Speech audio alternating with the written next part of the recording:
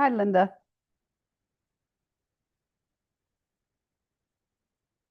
Hi, Lisa. I hope. It's funny you were looking into all these sort of empty rooms. No, okay. We still have like 3 minutes. It's all good. Can I ask you a question about tomorrow? Yes, you sure can. The first session of the day, is that connected to the Six Perfections teachings, or is it a kind of a general Yeah, it's more of a Sunday? general, I mean, she may still teach on the six perfections, Yeah. but it is our regular Sunday Dharma. And so I don't know what she's going to teach on tomorrow morning, but Okay. the workshop itself is scheduled to continue from 2 to 4 tomorrow Okay. afternoon. Yeah. All right. Oh, hang on. Thank you. Okay. Um, it's a possibility that she might choose one of the lighter perfections. I think Venerable here, Lisa? Okay. One of the lighter perfections. We don't really know. We'll see. Okay. Peter, I'm gonna make you co-host again just in case, because I keep getting like right now, I just have your internet connection is unstable. And that way everything will continue if you're co-host. Okay, sure. Sure, Linda. Thank you. Thank you so much.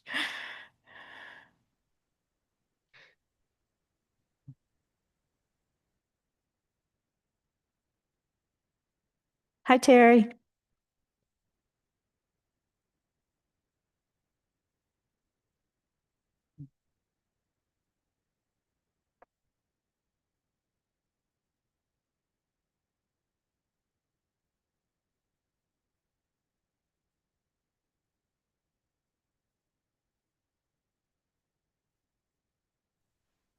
Thank you for making this opportunity available. Absolutely. Glad that you're here and able to join us. It's a treat. First time to actually sit and listen to Venerable Robina. So Oh, it's fantastic. it's it, Wonderful. it's amazing. Thank you very much. Yeah, where are you joining us from? I'm in St. Louis, Missouri. Okay, great. Welcome. One Thank of you. the wonderful things about technology and Zoom. Yeah, it truly is. Yeah. I don't know if you heard Venerable Robina on her first night teaching. She said she loves Zoom because so many people can join from all over the world.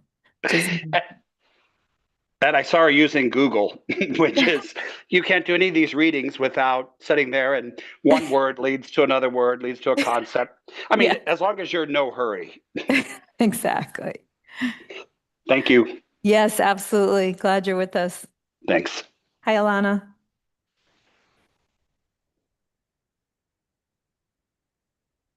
Oops. Venerable Robina should be arriving shortly, but she's not here yet.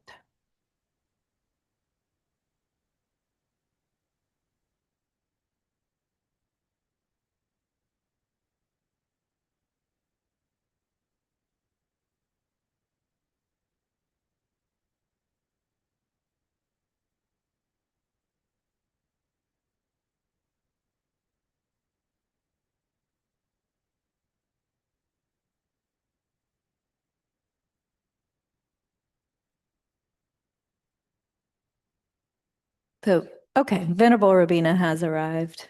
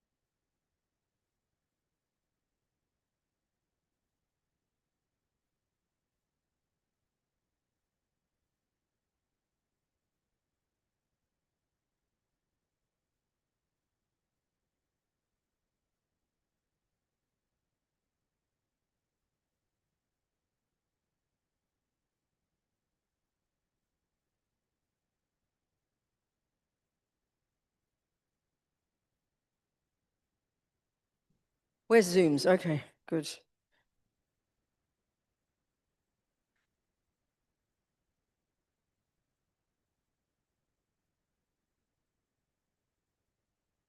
All right. Okay. Thank you.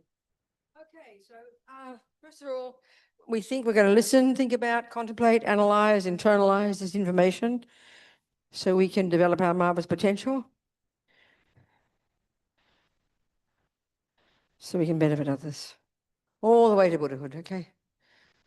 So are there any questions from your discussions and your thinkings over lunch about this morning's teachings? If not, or anything else from the week, if anything? Otherwise, we'll carry on. Yeah. Let's close the door and keep the energy in. That's it. Good idea. Thank you. So let's continue then. So what we've done so far, we did a bit yesterday about the how to get bodhicitta, the part before six perfections, and look a little bit at the necessity to have the wisdom wing under our belt in order to be able to understand bodhicitta. This morning we made a bit of trying to be clear about what the enemy is attachment in the first part, but now it's as a result of our attachment we put self first, so the whole thing in the bodhisattva path is to literally turn that around and cherish others instead. And having got bodhicitta finally, now we're perfecting it. We're perfecting all that. Now we're perfecting all that. Life after life after life. Perfecting the first four is perfecting the compassion wing, if you like, all the work in relation to sentient beings. And perfecting the last two is on your cushion, perfecting the wisdom aspect, realizing emptiness. And the two of these together, you've accumulated the accumulation of wisdom and the accumulation of method. That's Buddhahood.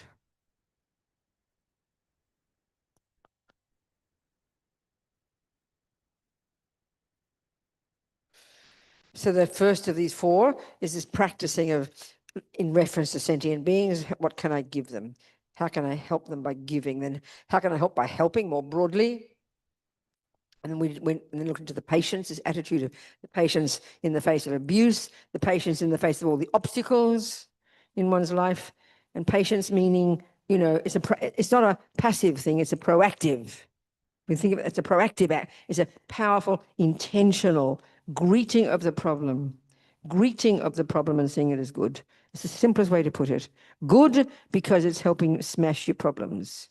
Good because you're helping to, it's putting atomic bombs under the delusions and making you braver and stronger and wiser. And therefore more compassionate, more capable, more powerful. So this fourth one, they're all in order of difficulty. So this is the most difficult and the most important. You can have patience coming out of your ears, but if you haven't got perseverance, you won't succeed. If you can have all the other two, but you won't succeed if you don't have perseverance. And the word is good, persevere, never give up. Another term they use is joyful effort. Well, that's the result. Right now, making effort ain't joyful. We know that.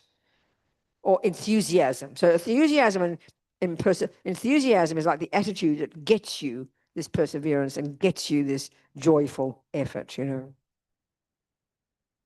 So they sound very nice, but we can't quite imagine how you get it and what it is. So that the most easy way to understand them clearly is to see them in terms of the opposite. Then it's crystal clear what it means. This is so, so important to understand, So I think in the text they talk about three kinds of laziness. The laziness is the name of the obstacle. Laziness is the opposite. We don't have enthusiasm, we don't have laziness. But we have to understand this laziness because it just sounds like, there's three kinds, three levels. But I think I do it slightly differently. And we understand this. It's the same effectively, but slightly divided differently. The very first one, the most obvious, is I can't be bothered. Isn't it? So let's analyze what that means. It's so clear.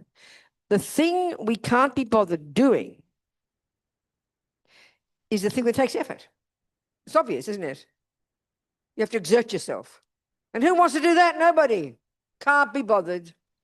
So then we have to look at why is it we can't be bothered? Why don't we want to exert? What is the problem? And the problem is so clear. It's called attachment.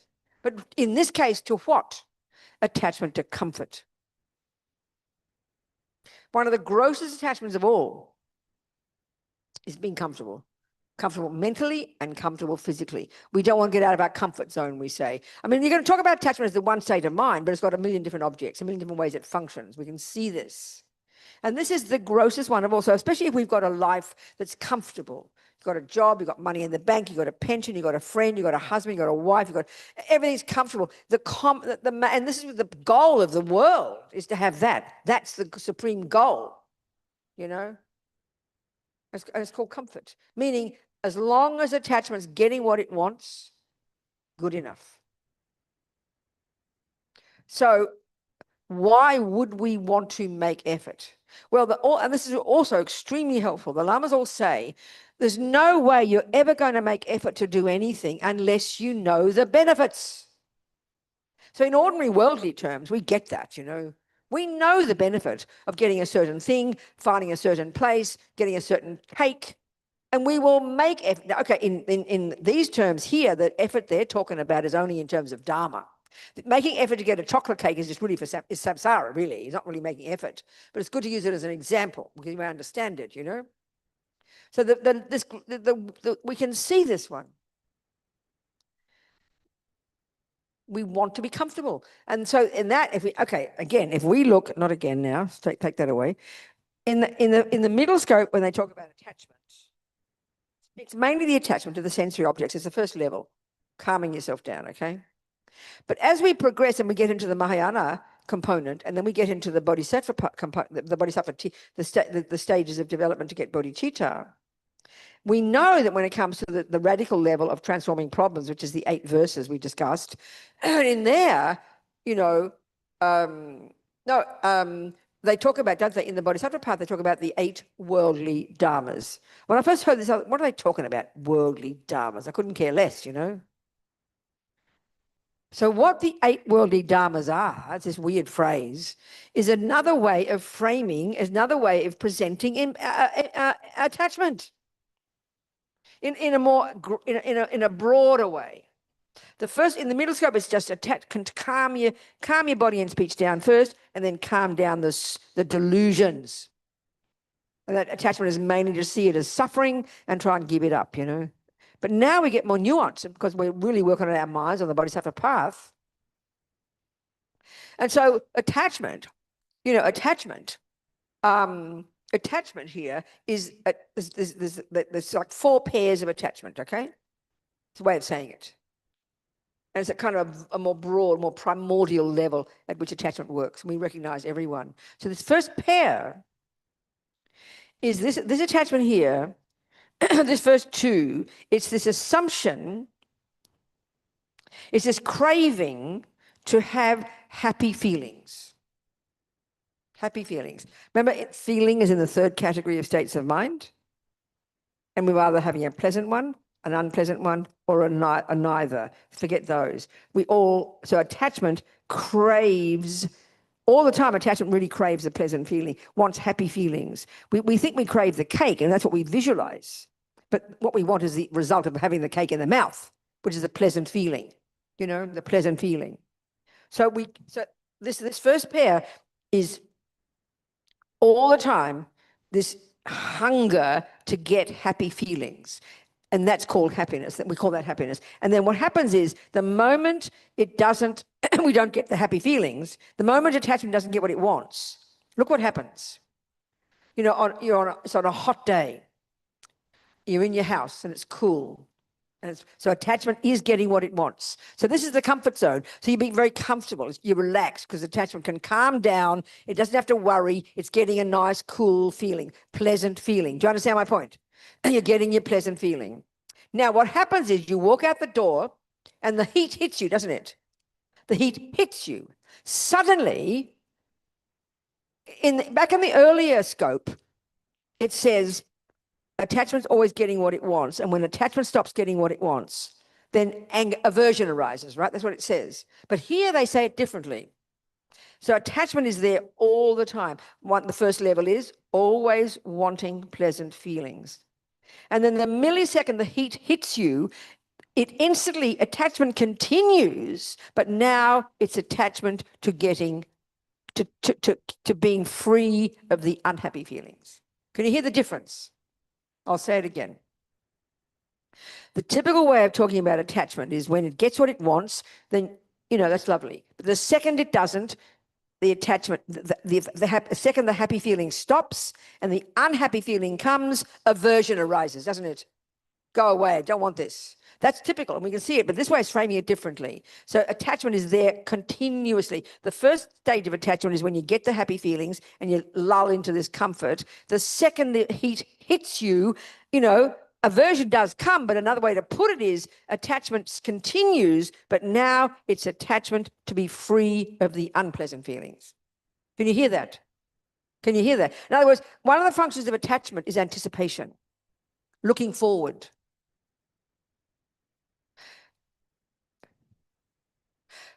So you're being comfortable, attachment's getting what it wants, pleasant feelings.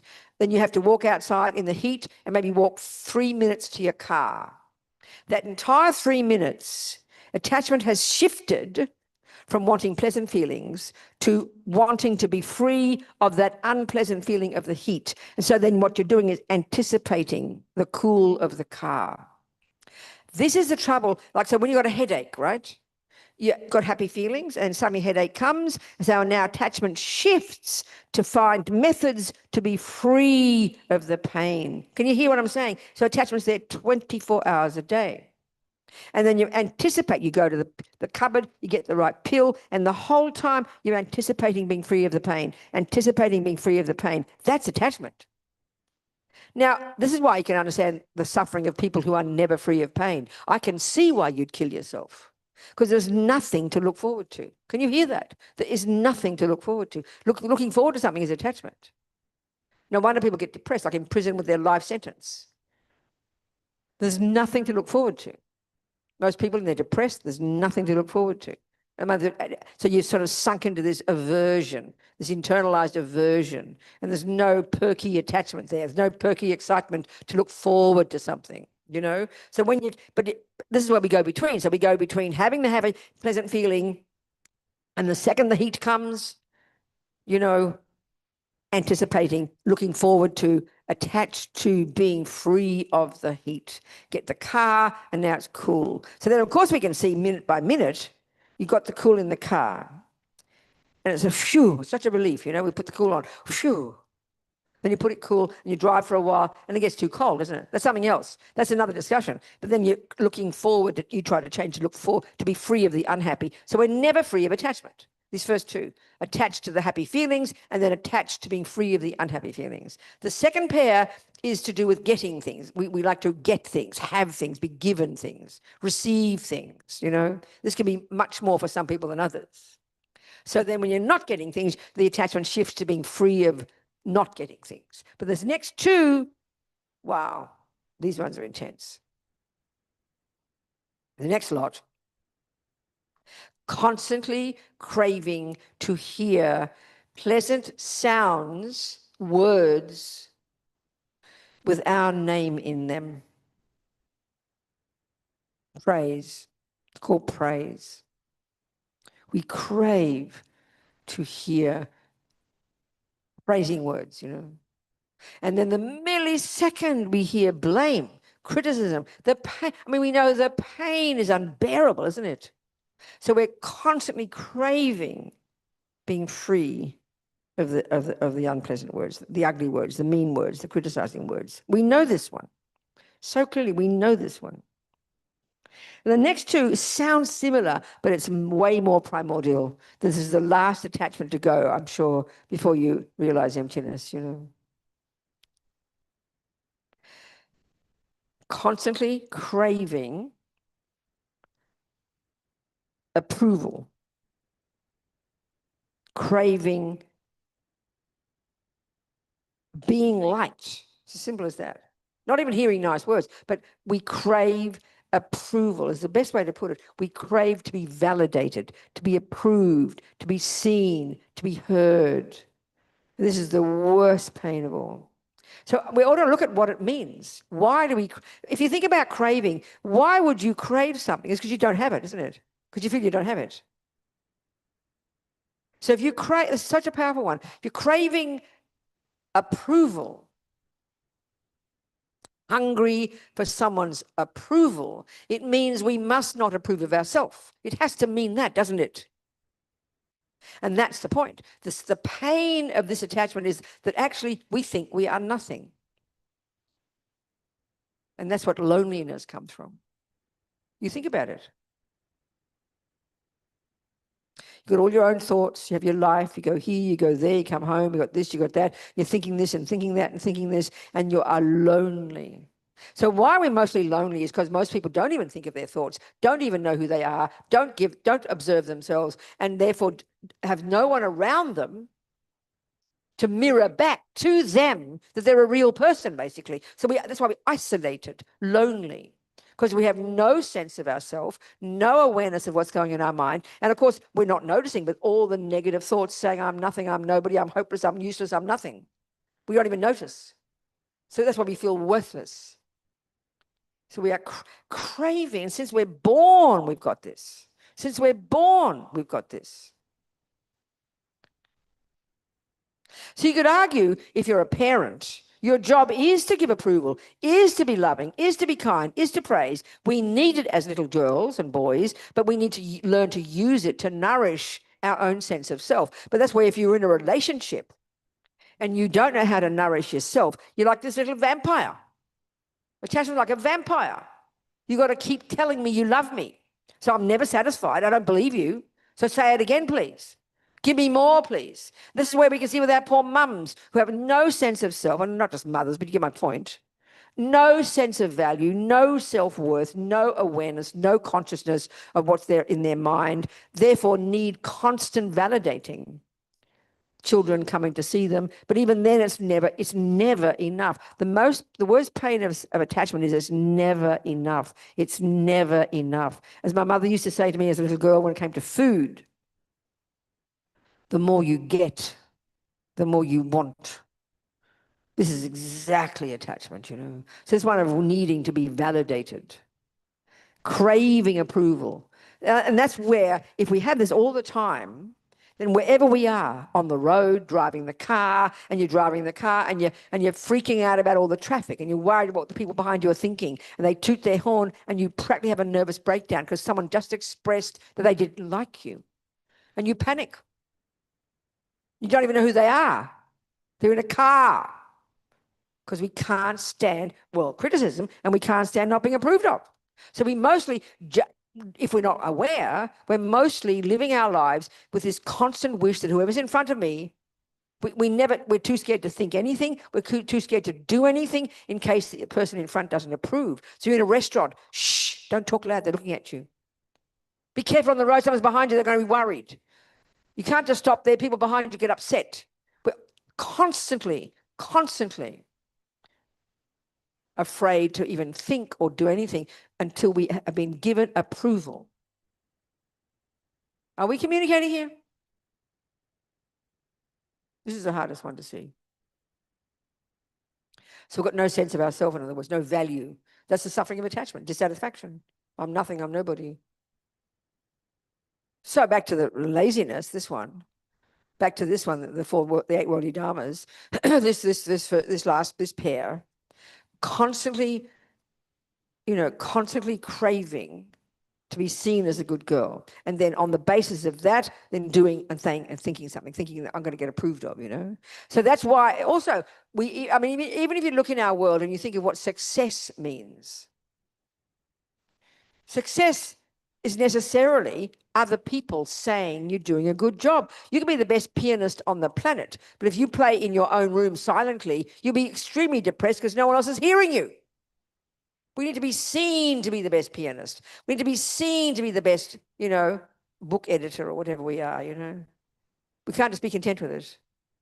And I mean, I've got a friend who's a director on the West End and in Broadway and working with actors. I mean, their job is to make people happy. Their job is to be approved of, They all panic around Tony Awards time and the Olivier's Awards in London, constantly freaking out they're not going to be approved of, and they're disappointed because that one win and I didn't win. I'm not seen as the best person. I mean, it's like their job, Must be like a nightmare. So in other words, we don't think we are anybody until somebody says, you're a nice person, Robina. We don't think we're good at anything until someone says we are. And we've really got low self-esteem. We won't believe them. but we're still hungry for them to say it again.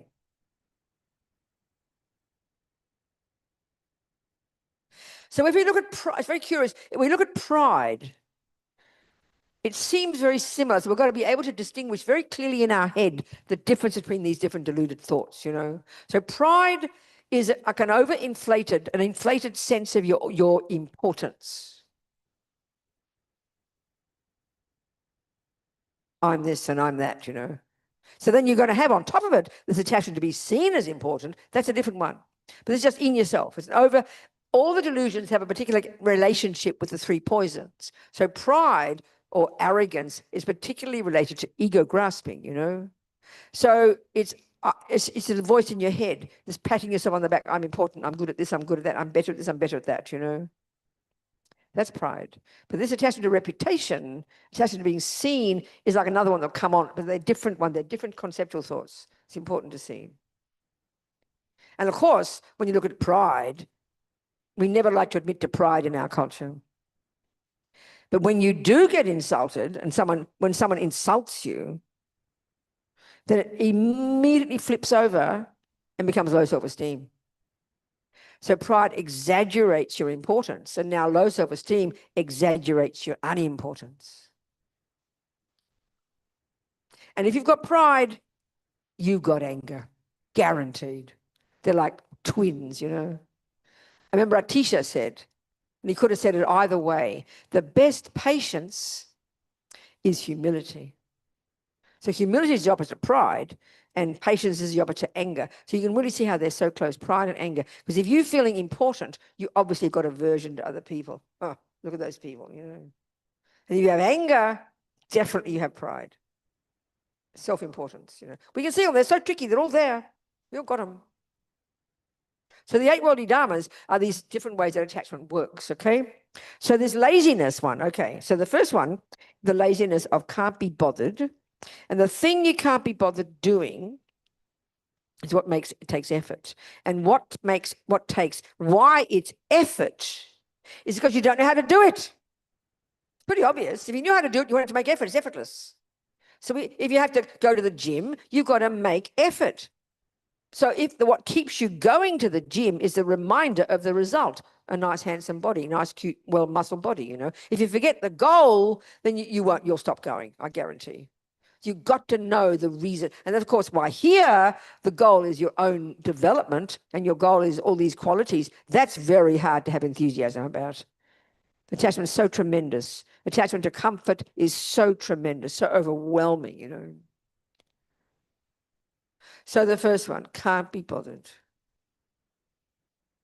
But when you know the benefits of growing your mind, you know the benefits of being less angry, less neurotic, less jealous, and you have to think about that, and you know the benefits of not having future suffering, then that will energize you to make effort to abide by the laws of karma, keep your vows, do your practice, and purify. Because you know the reason, you know the benefits. So that will energize you to do it. And you'll go beyond that laziness. You go beyond your comfort zone, just like at the gym. You know, you go to the gym, and this is where we can lie to ourselves. You go to the gym, you're on the machine, you know, and as soon as you start having to puff and pant, that's when you stop, isn't it? Too much effort. But you lie to yourself. Oh, I went to the gym today. Well, you didn't. Nothing will change. We know that until that point comes where you have to start puffing and panting. That's when the changes start to happen. We know that. So we have to have enthusiasm. If we want to grow as a human being, we have to make effort. You can't get around it. But it's very hard to argue against the attachment to comfort. It's so primordial. Our comfort zone, you know, so primordial. It seems so simple, attachment to comfort. It seems much easier to give that up than say give up attachment to sex. No, it's not. It's way more kind of completely pervading us, you know. The second one is really tricky. It's called I'm too busy, I'll do it later. This is a straightforward lie, okay? Later never comes, and we know that. Okay, sometimes it will. You're being sensible. But you've got to see the reason, and the same reason. What is the thing you procrastinate doing? The thing that takes effort. That's it. But you lie, the first one has to come first. The first thought is when you see that job you have to do, the first one is can't be bothered, and then you add a lie on top, getting yourself off the hook. Oh, I'll do it later. Phew. No, you won't. It just makes it worse, you know. And this is one of our worst crimes against ourselves, procrastinating, putting things off. It's a chronic disease, and it happens in the millionth of a second because of bone laziness, you know. We all know this. The third one, which is hard to see, but it plays a major role. The third one is, no, I'm not capable. I can't do that. Not possible. Not capable. I couldn't achieve that. And they can be quite subtle. We talk about the fear of failure. Well, excuse me, we're already failures. The fear of, it's a fear of, I can't do it, not possible. I'm not capable. And it's very subtle. It's hard to see it, you know. I mean, the obvious types of one would be like, say, I think of Lama Zopa, when you hear about how he never slept. You hear that, you think, that's impossible. And it's true at this moment in time. There's no way I could do that. That's a fact. That's a fact. Your first day at tennis and you watch Roger Federer, it's a fact you can't do it. But when you understand dependent arising and you know there's a method, then you completely different view. So for me, when I think of Lama Zopa, and Venerable Roger one time said for Lama Zopa, sleep is a disgusting waste of time. And that's where he's at, okay? Even he said as a little boy, because last life he was this yogi, tantric yogi up in the mountains. You know, so already he had accomplished so many things. So this life was effortless. He said he was as a little boy, he didn't have any wish to sleep. He practiced, you know. So for me, there's no way on the planet I could try not to sleep.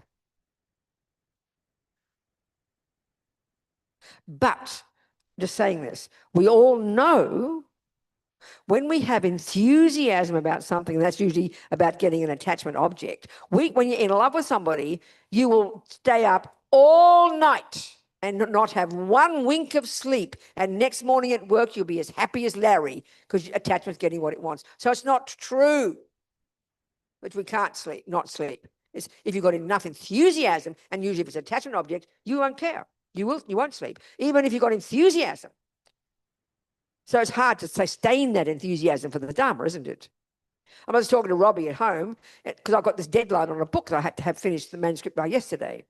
And I had no choice. I absolutely wanted to keep that deadline. So because of that, I had all this enthusiasm to do it. I was up at 4 a.m. working 10 hours on my computer. Not because I'm a saint. So we can do it sometimes, you understand? I'm talking about giving up, having less sleep. But anyway, it's an example. But putting things off, can't be bothered. I'll do it, and then we're doing it later. Putting off, do it later. And that's just an added one on top of the first one. And it's a lie. It just makes us feel better. I got off the hook, you know. But it's just a lie. So how do we counteract these two? By catching our mind. And it's incredibly hard because attachment's so addicted to feeling good. And the second it's going to get threatened, panic attack, you know. And the irony is we all know that when you finally do the job, it took about 10 minutes and you feel so happy. We all know that. But for some of it, it's a chronic disease. We can see that. Just laziness. But we lie to ourselves. Oh, I'm too busy. I have to do this. I have to do that instead. It's just lying. Be honest with yourself. Okay, you've got to prioritize sometimes. That's different. But you've got to be sincere with ourselves. And again, it's very much to do with passivity. Passivity, you know. Not enough enthusiasm to want things to be different, you know. Got to catch our minds, I tell you. Because we always saying I'll do it later means I'm too busy, means we're prioritizing something else. And it sounds very valid. It can be sometimes, and it's being reasonable, fine, but as an excuse to get off the hook for the one we don't want to do. Oh, but I was busy doing other things. Well, it depends on how you prioritize. That's where you got to check up. I remember one time, one friend of mine in Sydney years ago, whenever I'd see her, she'd always apologize for not coming to the centre. And I never cared. I didn't mind. I wasn't expecting her.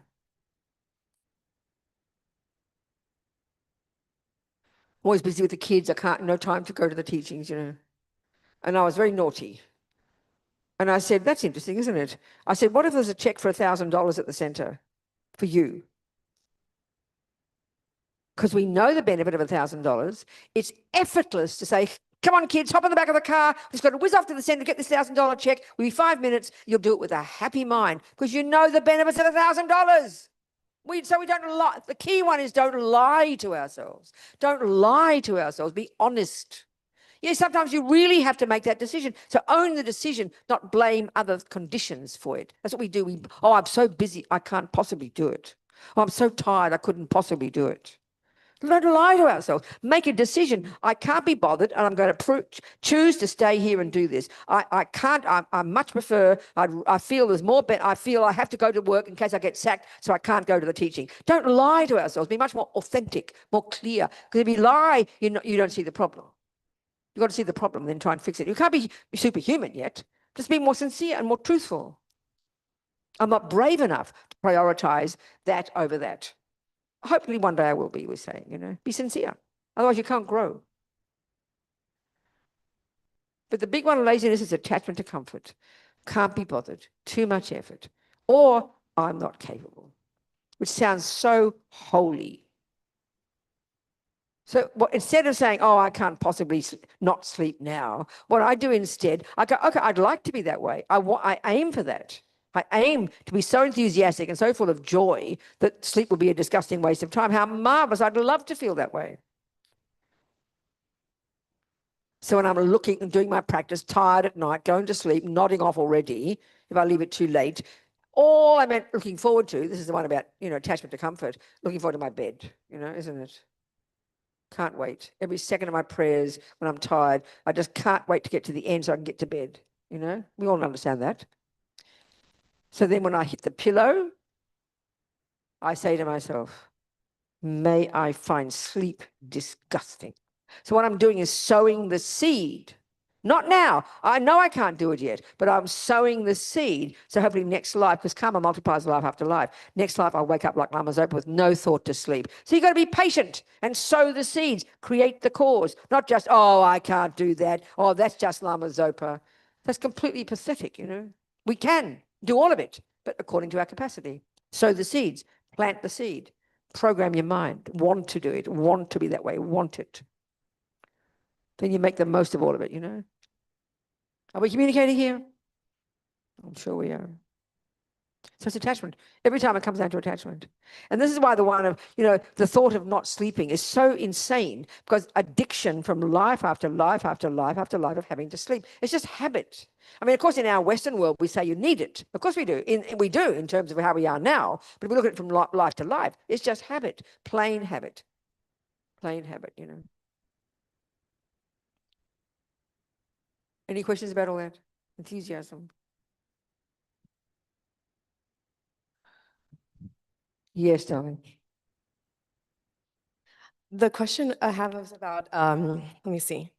Sorry. It was the craving about hearing pleasant words about yourself, Yeah. or the craving for approval. Yeah, you're right. Does this function under like hungry ghosts? Is that like hungry ghosts totally different thing altogether? Now, hungry ghost is a type of rebirth, which is the fruit of attachment. But usually it's the grossest one of attachment to sex or attachment to physical things, attachment to the object of the senses, very violent, kind of strong craving for things. I think it's that one. This one's more subtle. You understand? I mean, yeah, because attachment is one state of mind, but it's got a million things it can be attached to. Some are more gross, some are more subtle, some are physical, some are mental. Do you understand? So hungry ghosts are human or not human? No, there's different realms of rebirth, according to Buddha, okay? Different realms of rebirth, all the billions of sentient beings, but all these different, running out or something? I feel I've got to speak very close to it because is the battery dying perhaps? Is the battery dying perhaps, is it not? It's not. It's okay, is it? Huh? That one.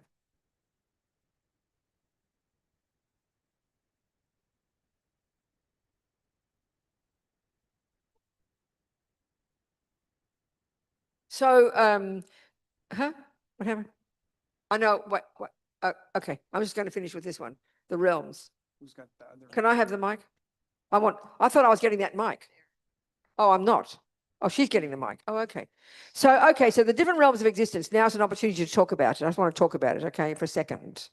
Because we feel it very weird and very abstract. This idea of other realms of existence is so weird. I have to say it now. I just want to say it now. That's better, is it? I don't know. Is it better? Okay. There are trillions of minds, and this is the thing. In the Vajrayana system, I find this so helpful. In the Vajrayana system, the Vajrayana way of seeing the world, there are only two phenomena. Think simply. There's minds, speaking simply in terms of the impermanent world. There are minds, consciousnesses, rivers of mental moments. And then there are there's matter. And the matter, still they talk like we talked a few centuries ago, matter is made of the four elements. And everything is described in those terms. All the Vajrayana system, the death process, and even in the Tibetan medical system is all in those terms. It's still workable, you know? So this is the key thing. As His Holiness says, all minds are inextricably linked to their own set of the four elements. This is the fundamental reality of the universe for the Buddha. There are trillions of minds, and all minds are inextricably linked to their own set of the four elements. I mean, this is clearly not neuroscience, okay? A different model. So when we get this, now we can understand karma. So as Lama Zopa said, okay, so if you look at the way they describe, this is off the topic now, this is nothing to do with enthusiasm. So you've got gross consciousness, which is your sensory, and that is inextricably linked, it's obvious, to the eyeball, the tactile, the nerves, the ear, the drum. Those physical bits are inextricably linked to our mind functioning at the gross level called sensory consciousness, okay? Then you've got subtle consciousness as you go through the stages of sleep as well as death. When you go to sleep, the gross senses have ceased. We know that. So in what's happening in this, as far as this model is concerned, in the subtle level, we've got the physical energy you've got the 72,000 subtle channels, like a subtle nervous system, from tip of your head to your toe. And coursing through all those channels is all these different wind energies, the subtle levels of the four elements. There's air energy. I mean, and then inextricably linked to all of them is your different states of mind. So you go to your Tibetan doctor, she'll feel your pulses and she'll feel the imbalance of certain winds. They study this for 15 years. It's their basis of health, Same as the Chinese system, similar. Ayurvedic, similar. So she'll feel the imbalance of these winds, and she knows that it's connected to your attachment mind. Your attachment. That's why you're having anxiety. So your attachment's growing and growing and growing. Your worried thoughts and anxious thoughts and fearful thoughts and jealous thoughts, or worried thoughts, attachment thoughts, if this and if that, maybe this, maybe that. And that's what that's doing every second is polluting your wind energies, upsetting your wind energies. That's why you're having panic attack, literally panic attack. Because there's like a storm inside your body. The winds have gone out of whack, driven by your attachment. Can you hear that? So the mind, each second, so as Lama Zopa said, for example, about, say, anger, your mind gets a bit angry in the thoughts, angry thoughts, angry thoughts. So that, first of all, has the function of growing the habit in your mind of anger, that it grows the habit, becomes a deeper habit, deeper habit. At the same time, it's polluting your wind energies, upsetting the wind energies. That's at a subtle level. But eventually, that subtle energy, unbalanced winds, kind of comes to the surface and manifests as physical sickness. Gross level. Can you hear me? It all comes from anger. So that might take time over lifetimes. And then even more so, as Lama Zopa says, that angry energy polluting the wind energy, the wind manifests as physical illness, and eventually over many lifetimes, it impacts upon the external elements, and you get born in a stinky garbage dump environment caused by your mind and anger. Are you hearing me here? This is how we create universe. So therefore you think of the realms of existence. It's just the four elements. All minds have four elements. So if you have a predominance of anger, it pollutes your winds and you grow these karmic tendencies to be angry. And then at the time of death, one of your angry, negative karmic seeds is triggered, and then you die, and your mind wakes up in this realm of existence, quote unquote, called a hell realm, Well, your mind now, the four elements are mainly, you could argue, the predominance is the fire element, and your mind is conjoined with fire element. And you have these nightmarish karmic appearances created by your mind. As Lama Zopa says, hell, Lama Yeshe, hell isn't some place where the devil is waiting, saying, ha ha, I'm waiting for Lama Yeshe. It is the manifestation of the negative energy of that suffering sentient being. That's why karma ripens. 1 as a type of body in a realm, 2 as a tendency, 3 as an experience, and 4 as an environment. Are we communicating here? I find that very helpful. They don't tell you like that. You've got to extrapolate yourself. You've got to work it out. Do you understand me? It's very helpful. Of course, it's subtle. Because nothing you ever think ever goes astray, and nothing you ever think doesn't affect your physical. So the subtle manifests as the gross, even in turn manifests on the external world. Then you have the spirits, who are like hungry ghosts is one type of spirit. With these disembodied beings due to attachment. Their minds, if you argue, are conjoined mainly with the air element. The predominance, the predominance of the 4 elements is now the air element. For the hell beings, the predominance of the elements is the fire element. Do you understand what I'm saying, people? So, okay. Then the third, the third delusion, ignorance, the grosser level of ignorance is the animal body. And look at us, we've got the same, we're similar. So we've got a very deluded life now. We look like a bunch of apes. But hopefully we've got a bit of virtue. That's the difference of a human mind. Access to virtue. The poor animals can't access their virtue because they're suffering so tremendous. So that's the answer to your question there, darling. Venerable. So the laziness, where are we? Can I ask a quick Who's question? on, eh? It's Linda. Okay, good talk. You said a minute ago that the mind takes rebirth and experiences like the environment, and you had like 4 things that you One is the type of body you get. type of body. So in our case, the human body is the fruit of non-killing. Mm-hmm. Second is the tendencies in the mind of that person, and it got the virtues and the non-virtues, just habits. Third is the way we're very social beings. We live in relation to others, don't we? So the way we're seen and treated by others mostly is the third one, called experiences similar to the cause. Okay. The fourth one is the physical world, the environment in which we live. Do you see my point? Yes. And all of this comes down to the mind. All of these are the manifestation of our mind, including enlightenment, including the hell realms. Do you understand? Thank you. Yeah. Okay. We don't need creating. That's the point. We do it ourselves. So it's up to us to create the right person, not the rubbish one. That's the point. So laziness, back to laziness. Any more questions about laziness? The 3 kinds or whatever you like, or the putting off, can't be bothered, but understanding it's rooted in attachment, Yeah, talk, yeah. Anybody? Nobody? Somebody? At the back there, Andres. Oh, Don. Yes, Don, darling. Yeah.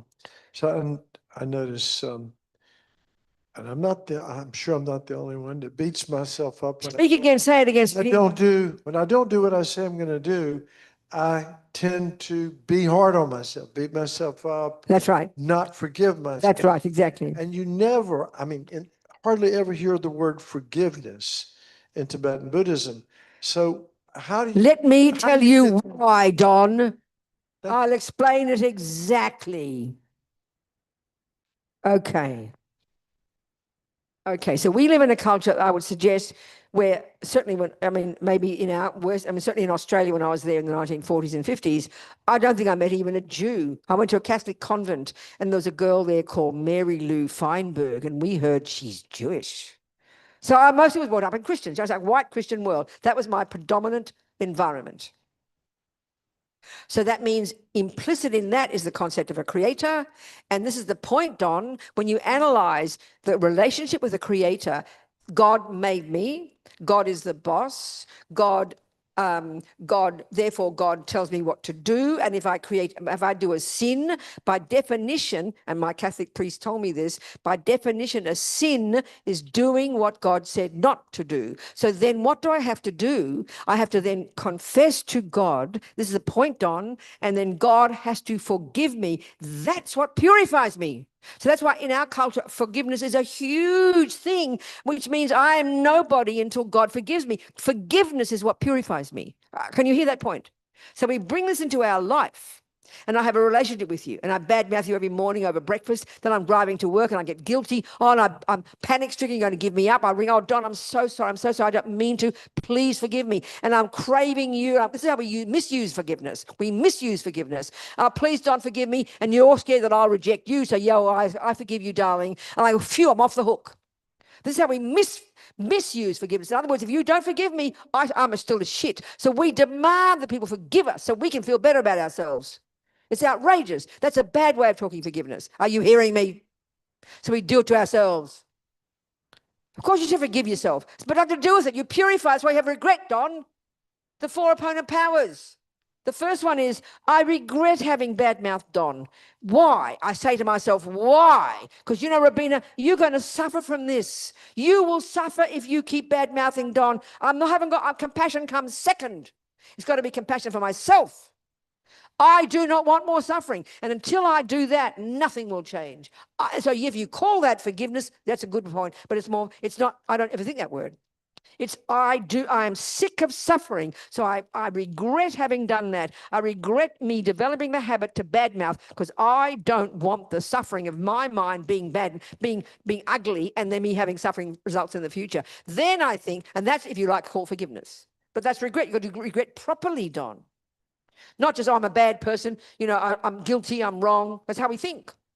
Or I shouldn't have done that. That's just anger. It's meaningless. Regret is so specific. I did that. I did do that out of habit, and I regret it because I'm sick of suffering. You've got to speak it out. Then you think, whom can I turn to? And you turn to the doctor. He doesn't. Buddha doesn't. You don't beg Buddha to forgive you. That's ridiculous.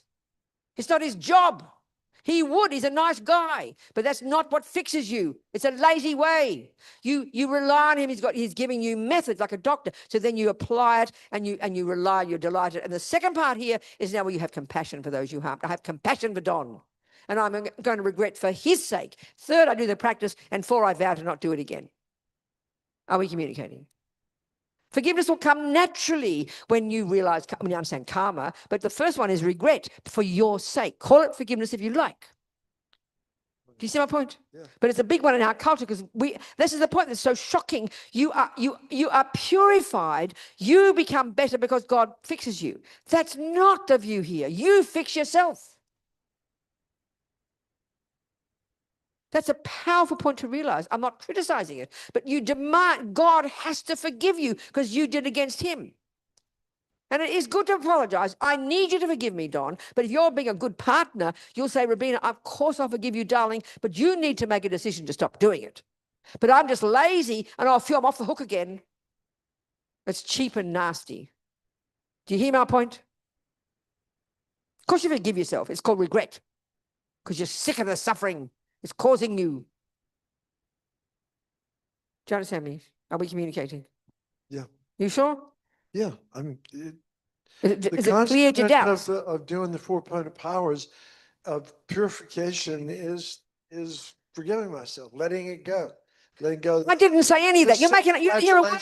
Don, you didn't hear me. Oh, okay. You're speaking rubbish. Let it go. No one said let it go. What are you talking about? Well, letting go of the self-flagellation, this negativity. I'm a bad person because I did this and that. I'll try and stay calm. How disrespectful it would be. Don, you're nearly dead. And you've heard these things for 50 years. You're talking like as if you've never heard it before. I'm shocked that you're speaking this way. But I hear it. I believe you. It's called anger, Don.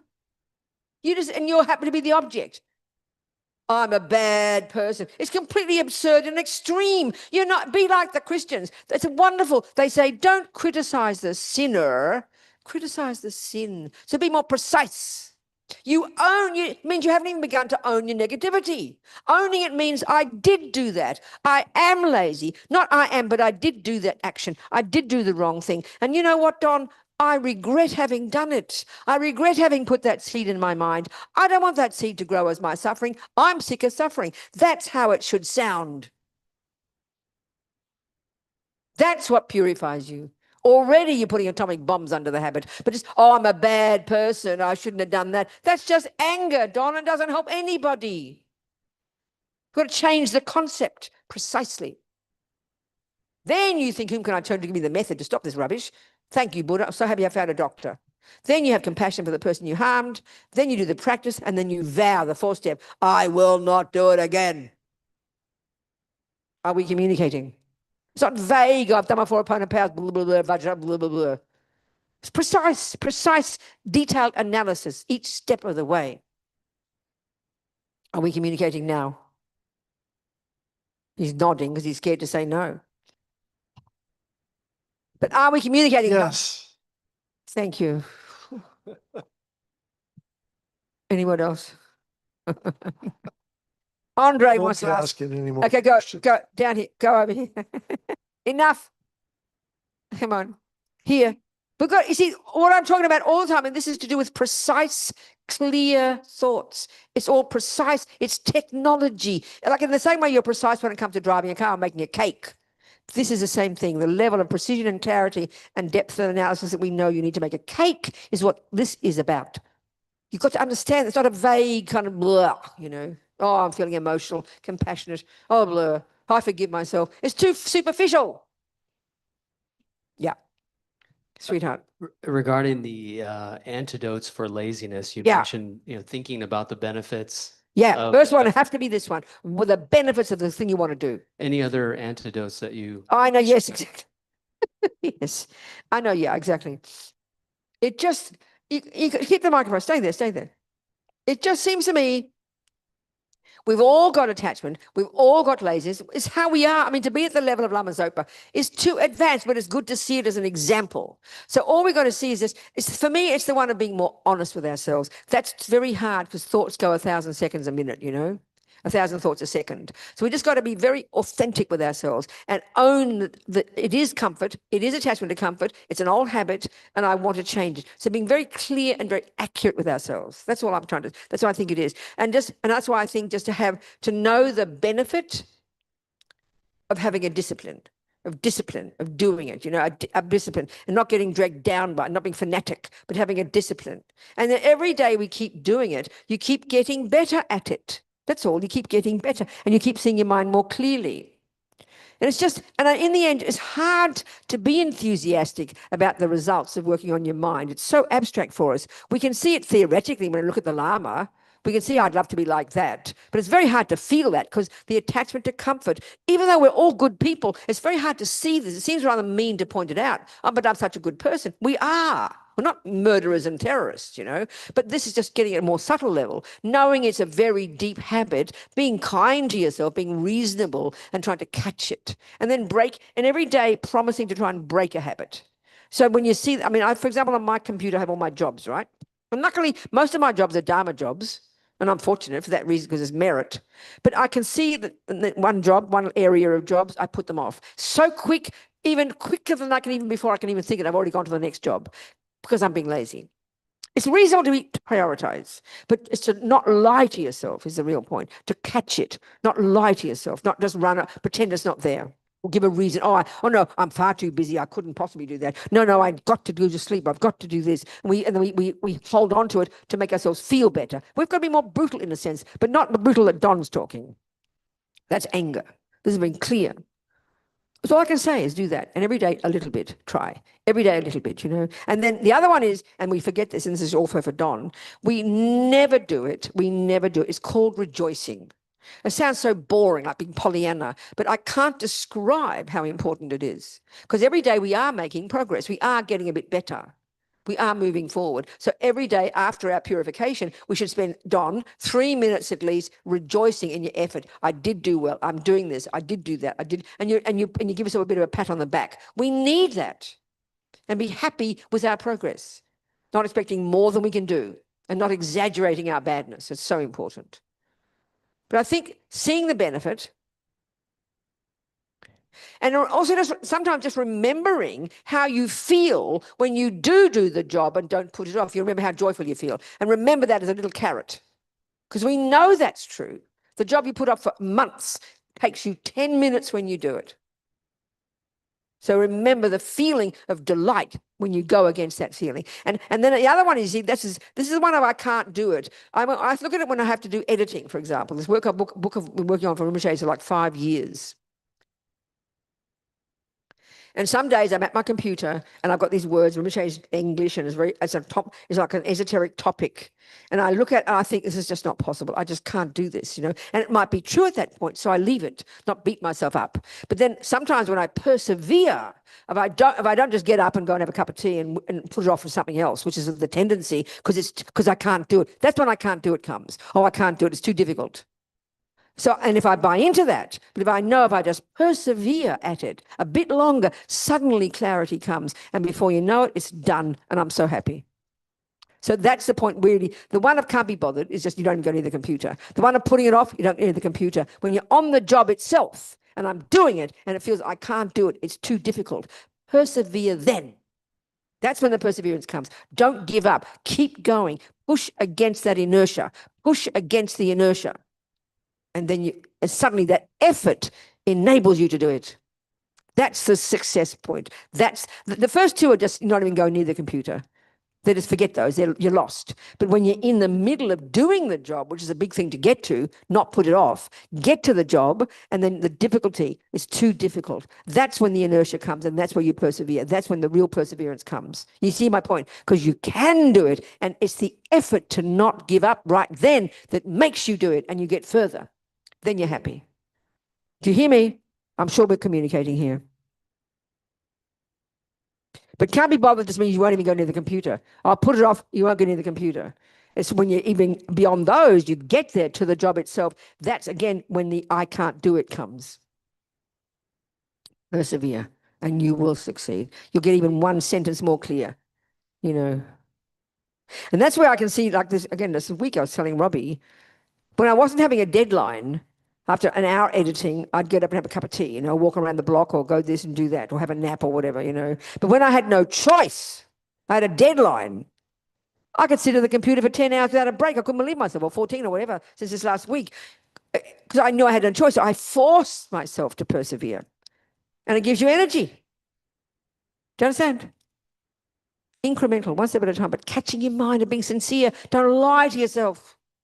We lie to ourselves, to get ourselves off the hook. It's like baby, Are we communicating? Good. And it's incremental. Even if I decided, okay, I'll have 5 minutes less sleep, that's a good start. That's a good start. Not suddenly try to sit up all night, Not possible. Because I take drugs or something.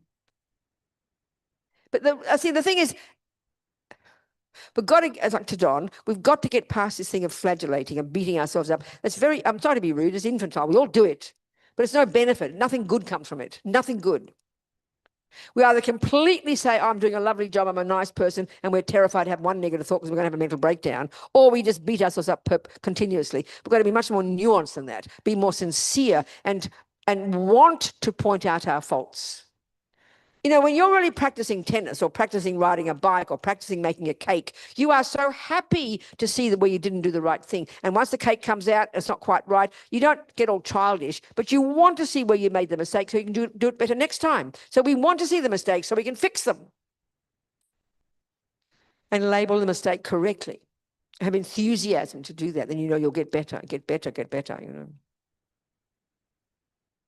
Are we communicating, people? As my mother used to say, Bobsy, you're your own worst enemy. And it's true, we are. We can also be our own best friend.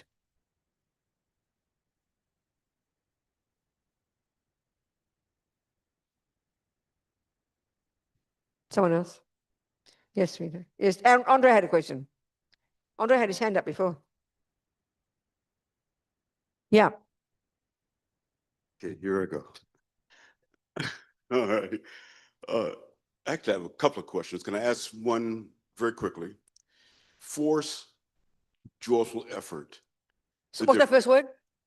Force. When you're forcing yourself to do something. Okay. Joyful effort. What's the difference there? Well, you know, you could say that if you've made a decision to go to the gym every day, because you know the benefits and you know you've got a tendency to can't be bothered and give up after the second day, then forcing yourself means, come on, Andre, pull your finger out and go to the gym. If that's called force, then it's a great thing to do. And you may, but you don't do it out of neurotic, you have to do it with a positive motivation. That's the difference. That's the difference. That's the difference. Positive. And not be scared of the puffing and the panting. Not be scared of the effort when I'm trying to edit those words and I'm completely confused. Persevere through it. Don't panic. Persevere through it. That's the thing. Persevere through the difficulty. Okay. But forcing is good when you know the benefits, but not neurotic beating yourself up forcing. That's a big difference. It's got to be, can be forcing, but an intelligent motivation. I can do it. Keep going. I can do it. Persevere. We all know that. We admire people who have perseverance, who don't give up, who collapse and they pick themselves up again. Pick yourself up and just keep moving. Of course, it's painful, but when you know the benefits, you don't mind the pain. I mean, you look at the gym, you come home after the first day, you feel worse than you've ever felt, and you've got muscles you never knew you had, but you feel so happy. You feel happy about the pain because you know the benefit. If you didn't know there'd be benefit, you'd stop doing it immediately. So you've got to be clear with yourself. They say no pain, no gain. That's exactly, we all know it, don't we? We all know it. We really do know it, It's so true. That was the easy question. Okay, go on. This one is, we've discussed it before. I have this physical illness. I get wiped out because of fatigue and stuff like that. And I have other illnesses too, but that's the biggest one for me. I get really dizzy and I feel like I'm going to pass out and I have to stop. Closer to the mic. So I can hear. Am I creating my suffering? And if so, what can I do about it? Is this in my mind? Okay, of course you have in the past. This is a result of some negativity in the past, Andre. Everything is. Everything that seems good is a happy feeling, is a fruit of virtue, and everything that's suffering is a fruit of non-virtue. But if it's this pain you're experiencing within the experience of trying to be a better practitioner, then you have to accept that you're purifying. So be happy. Okay. That's all, and be reasonable. Yeah. Like if you've only got one leg, you can't pretend you've got two. You do your best. But you don't define yourself by it. Don't use it as a kind of to bolster ego, poor me, not like that. You understand me? I do. Yes. And it's really important just to know that you're purifying. But also put it this way. So what would be an example in which something would be so difficult you couldn't do it? Give us an example. Well, sometimes with my practice. Right. Right. I'm doing it. And you go to sleep. You'd be surprised I'm surprised sometimes how much energy it takes to do these prayers and stuff like that. I watch TV, no energy at all, right? Take anything. That shows the laziness. Yes. That's just, we all like it. I agree. Because the attachment's getting what it wants. There's no effort in the television because you relax and just sort of have this stuff. But because this is where we can say we've got obstacles from having not much enthusiasm in past lives, that it takes tremendous effort to do what we have to do. That seems to me what you're saying. Due to past obstacles, past problems, you have to make a lot of effort to do the right thing. So make the effort and be happy you're making the effort. Right. Even though it might make you very tired, be happy you're making the effort. And that's everybody's the same. We're like that. Just means from past obstacles. Because if you'd perfected enthusiasm, you'd just be joyful 24 hours a day, like Lama Zopa. Right. So we have to know it's obstacles we've created. So every time you persevere through it, you're purifying it. So be happy about that. Yeah.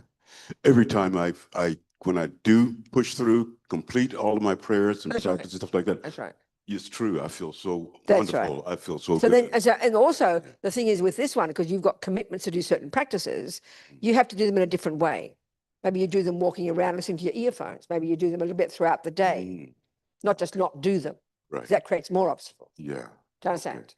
I never thought about it like that. Oh, you must. I mean, for sure. Yeah. I mean, sometimes I get my iPods on, I go around the block and walk and do my prayers, listening to my prayers, not just sitting on my cushion. Right. Absolutely. Any way you like, do them. Yeah. And divide them up throughout the day.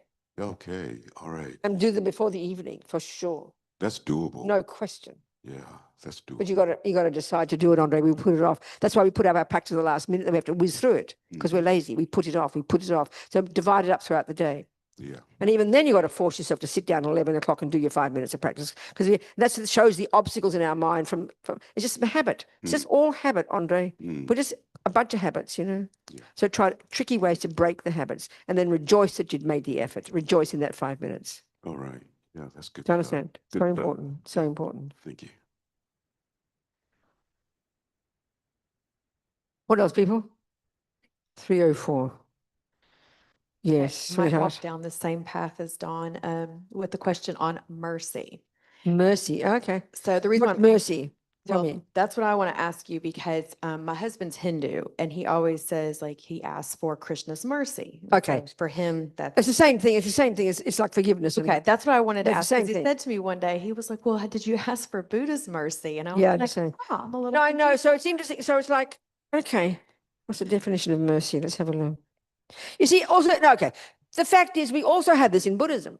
A lot of the practices, Don, where we confess to the guru and we beg the guru to forgive. That's perfectly fine. It's also a part of the practice. It's part of helping us grow. But if we look at the bare bones level, no one created us, and it's not as if nothing will happen until you're forgiven by someone else. But it can still be part of your relationship with your Lama. Of course it can. Do you understand me, Don? So the same with this. It's humble, you know, requesting the blessings from the Lama. Please, you know, that's very beneficial in the development of guru devotion, I'd say. So of course, that's good. Nothing wrong. But I think it seems to me which approach we take depends on what we need at the moment. Some of us, if we're full of just wanting everyone else to get us off the hook, it's good for us to do it ourselves. But then, of course, in one of the relationship with the Lama, that's a whole different kettle of fish. And that comes, it sounds just like Christianity and Hinduism that way. Do you understand me? Let me look up the definition. Lovely word, anyway. Oh.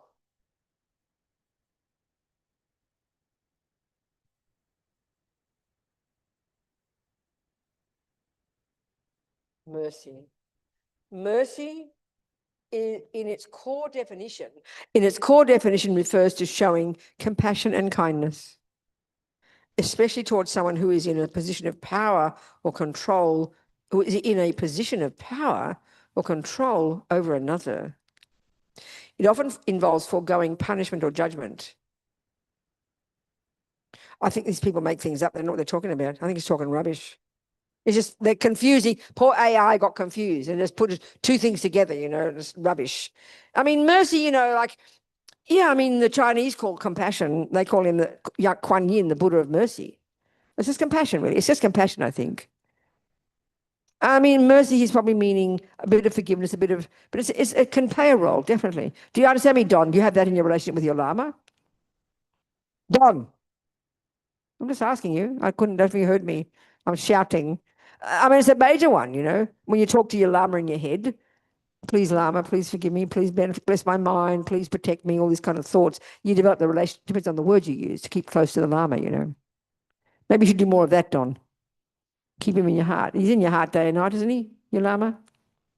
He's saying yes. He's too scared to say no. I mean, this one, I want to say this now. It's not the topic. And I'm reluctant to talk about it because I don't know why. But if you've got a Lama, if you have a relationship with a person, a guru, a Lama, this is the best way to give yourself enthusiasm, to nourish your heart, to be forgiving for yourself, to have regret. It's tremendously powerful. So I think we might say we have a Lama, then we sit and do our practice and we see him as Chen raising, and then he's goodbye to the Lama for the next day. Have him there all the time. Just like Christians that have God in their hearts all the time. It's the same thing, exactly the same thing. It nourishes the heart and gives us courage. Are we communicating, Don? I'm sure you do, I know, but I think it's really important to remember this one. If you have a teacher, you know, you cultivate the relationship in your mind. It's nourishing. You feel close and it gives you confidence. I can say that for sure. For sure. Absolutely. But it's good to understand the basic thing. You're the boss. No contradiction. Do you understand? Yeah. Well, that's enthusiasm. So we've done the first four a little bit. So now we've got the last two. And I thought this tomorrow morning, because it's a public talk, right? We could talk a bit about concentration then and meditation for the morning. Maybe do that one. Then the afternoon, we can do emptiness. Maybe I can start emptiness now. How about that? Okay, the sixth perfection. Oh, look at that, sweetheart. I know, thank you. But I'm sorry, I've got to go empty out this cup full. Okay? Excuse me, I've got to go. Or as we say in Australia, got to go to the toilet.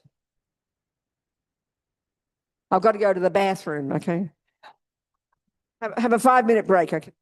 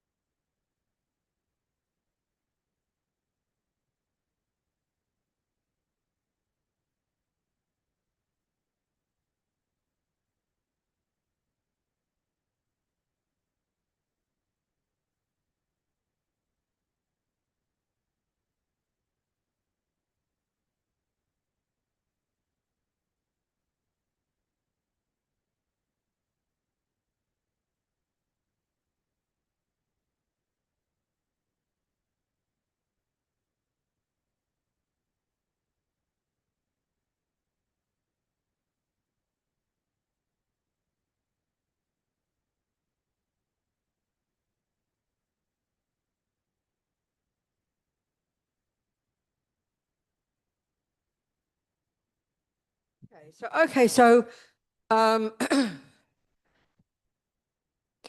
wait till the people come. Okay, we'll wait.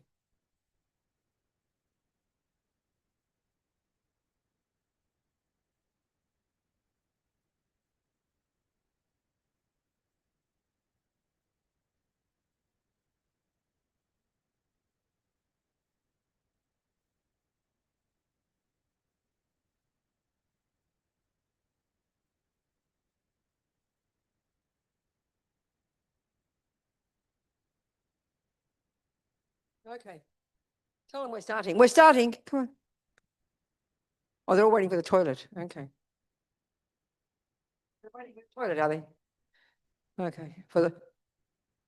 I find it very odd on aeroplanes in America. For some reason, you call that thing at the back the lavatory.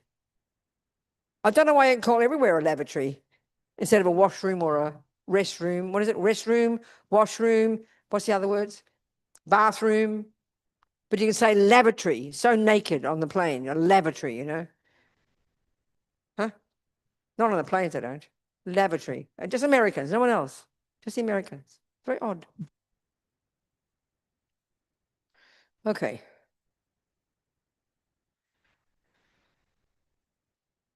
So we'll do concentration tomorrow morning, okay, for the people. So this one, I want to give some reference to this one because we see it as a unique little thing, wow, wow, wow, emptiness, wow, wow, wow. And we see no relationship between the rest of it. And suddenly this is a magical bit, you know. But what we've got to understand is one way of framing all of the path to Buddhism, all the path to Buddhahood.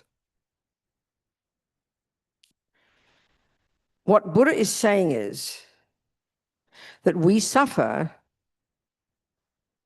because we have misconceptions. We suffer because we have in our minds viewpoints that have no basis in reality. That is exactly what he's saying from the very beginning of the path to the very end. And every practice that we're doing is the ridding of the mind of the misconceptions and the developing in the mind of the valid concepts until eventually you've perfected your mind and you now have omniscience. You see things as they exist. That's exactly the entire path. So then you have to think, well, why is Buddha telling us about karma? because he has found it to be true by observing. He's a scientist. He has observed with his own mind, at a subtle level, of course, the universe, observed minds, observed behavior, observed the world. And this is his clear observation that this is real, this is true, that he presented to us. In other words, the implication is, by not having the view of karma, by thinking that someone else created you, you're making mistakes. It's not moralistic. You're just making a mistake. You're making a mistake. It's not like that. The next one, he talks about impermanence. Why does he tell us that everything's impermanent? Because we think that they're not. Why does he tell us about the realms of existence? Because we think that they aren't. Why does he tell us about the mind? Because we think it's the brain. Let's say, for example, why does he tell us about these levels of compassion? Because we can do it. It's possible. So every step of the way, he's presenting his observation of what is real, what is true, how things exist. This is not dogma as we think of religion. You've got to believe it or else. He's telling us it's true. If a mathematician says 1 + 1 is 2, and they prove it to you, that's not being dogmatic, that's being factual. That's how Buddha's talking. But because we think of it as creator, he's made up, but God did indeed make up everything. He's the boss. He made up the universe. He made up the rules. He made up the laws. But the Buddhist approach is Buddha has observed the world, observed minds, and everything in Buddhism, if it's valid, is what he has seen to be true. And so the degree to which our minds are caught up in misconceptions is the degree to which we are not in touch with reality, the degree to which we suffer, and therefore the degree to which we harm others. That's the path from the first second to the last, is that. So this is just the most subtle misconception that we're trying to handle here. That's all. Now, another way to put it is that all the first stages of the path up to concentration is getting clear about how things exist conventionally. If we could live our lives in touch with conventional reality, impermanence, karma, the mind, compassion, the world will be a blissful place. So the first stages are all getting things clear conventionally. Finally, now we have to dig deep and get to see how those conventional phenomena exist ultimately. That's what we have to do. So it's just a continuation of the entire path. Everything leads to this point, okay? So there are many ways of proving how things exist ultimately, finally, the true nature of how things exist.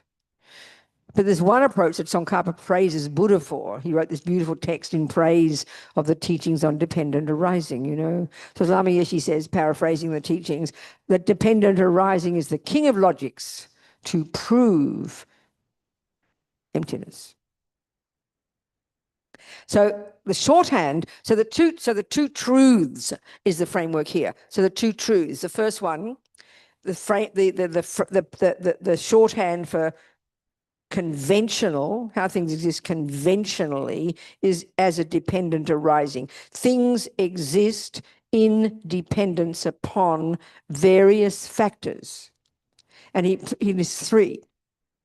And these are all arguments with previous views that he found to be mistaken, roughly speaking. So the first one is that all the impermanent phenomena of the universe, including persons, I, self, exist in dependence upon countless causes. Now, we know that, but as far as we're concerned, the causes are mummy, daddy, the government, the body, never us. We play no role. We're this innocent victim who got plonked on this planet. You understand? That's the view we have now, totally schizophrenic. But Buddha's saying everything that we are is the fruit of causes that we have put in place that have left imprints in our mind, and we are now the result of those causes. So the causes for the Buddha are our causes. Yeah, there are secondary ones as well. That's the radical difference. So even though the explicit teaching in the first scope is just behave nicely, it's already by practicing this, it can help us loosen the grip of ego grasping already. Already it's helping us realize emptiness. Already. But it's implicit, you know. Then the next dependent arising is the more subtle, and it's that everything that exists, including other phenomena, all phenomena, not just impermanent, exist in dependence upon their bits and pieces, their parts. Everything that exists is made of parts. And this is an argument against the view that says there's a partless kind of this energy in there that's separate from the other pieces, that's permanent and unchanging, something like this roughly, and it's called a self. Christians call it a soul, Hindus call it an Atman, Greeks call it an essence. You know, there's some essential, unchanging, uncaused, set in stone bit called a self. And Buddha says there's not. And then this leads to the third one, which is that everything that exists in dependence upon the mind calling it that.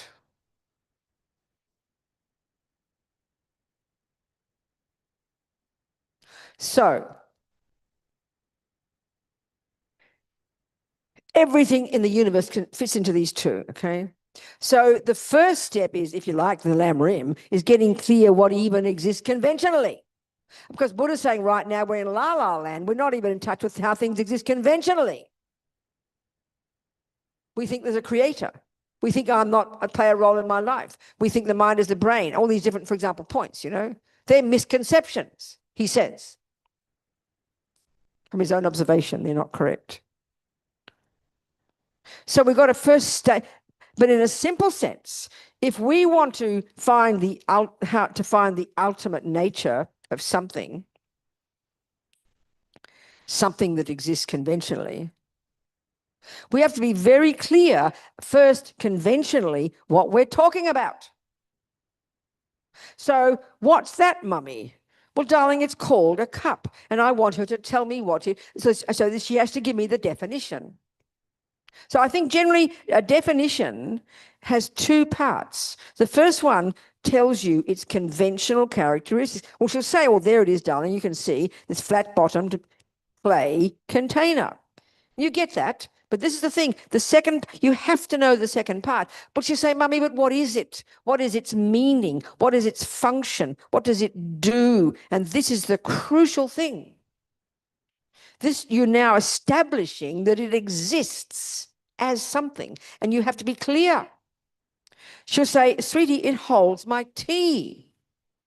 That's its job. That's its meaning. But don't you believe her? We'll believe any idiot tells us anything. We believe in every conspiracy theory on the planet. She's got to prove it to you. So she's going to get her tea and she will pour, and you will both see it fits the definition. But that's still not enough. We've now got to make sure in our conventional world that there's no other phenomenon like this that has a different function. Once we've established that, we can then tick the box, shake hands, and now we agree. That is a cup.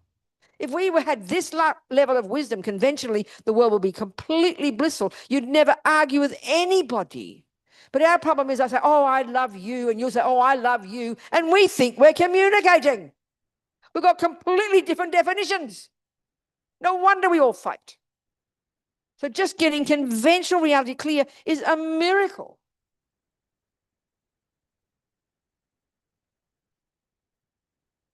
Now, Buddha says, what happens is this. We can agree validly it is that conventionally, but because we have these mistakes in our mind, crucially, this root mistake, the root misconception, the root delusion, the root affliction, called ma'ripa, unawareness, ignorance, that causes that cup, that validly labeled cup, to appear back to me as having a true nature of cup, an essential nature of cup, that cupness is there in that cup. So it is a cup, but the ignorance exaggerates it. As Lama Zopa says, decorates on top of what does exist, characteristics that don't exist there. So ignorance is the root mistake, but all the delusions have the same function. So if I'm attached to that cup, attachment is a branch delusion. So there is a cup, but I say, what a divine, delicious cup. And I think the divine delicious is in the cup. I don't think it's an opinion of mine. I think it's an objective fact. And the ignorance is just the root one, the deepest, the most primordial. So bad enough, as Lama Zopa says,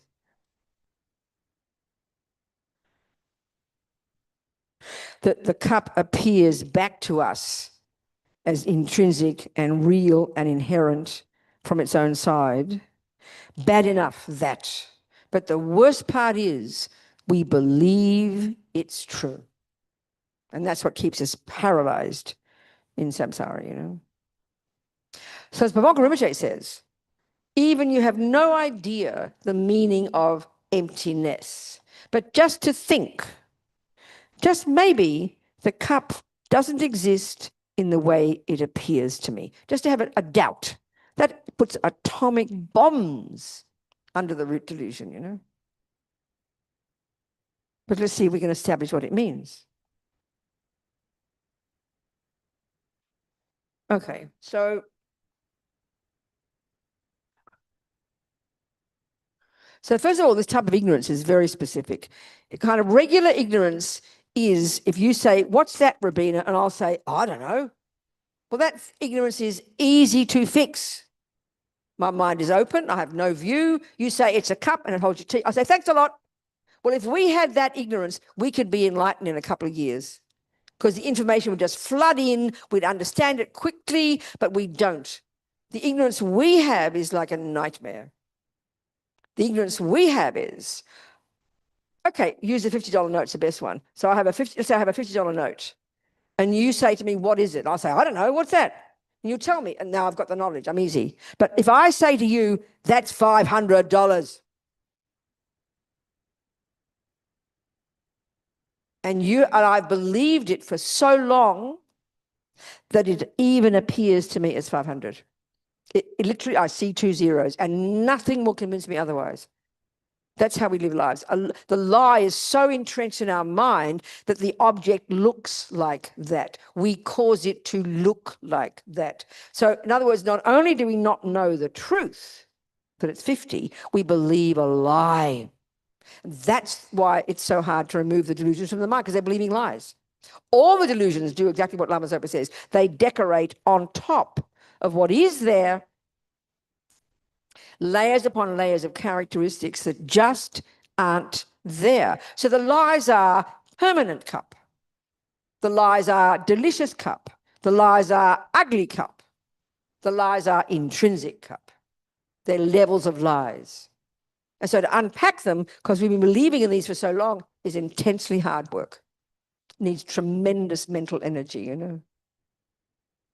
Do you understand? This is the meaning, this is the function of the ignorance. That is not knowing. That's easy to fix.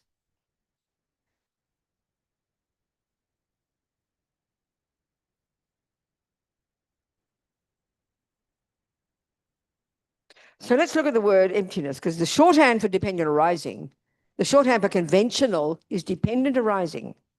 An example of dependent arising is cause and effect. Another example of dependent arising is the one that existing in depends upon parts. And the subtlest one, the final one, is depending on the mind calling it that.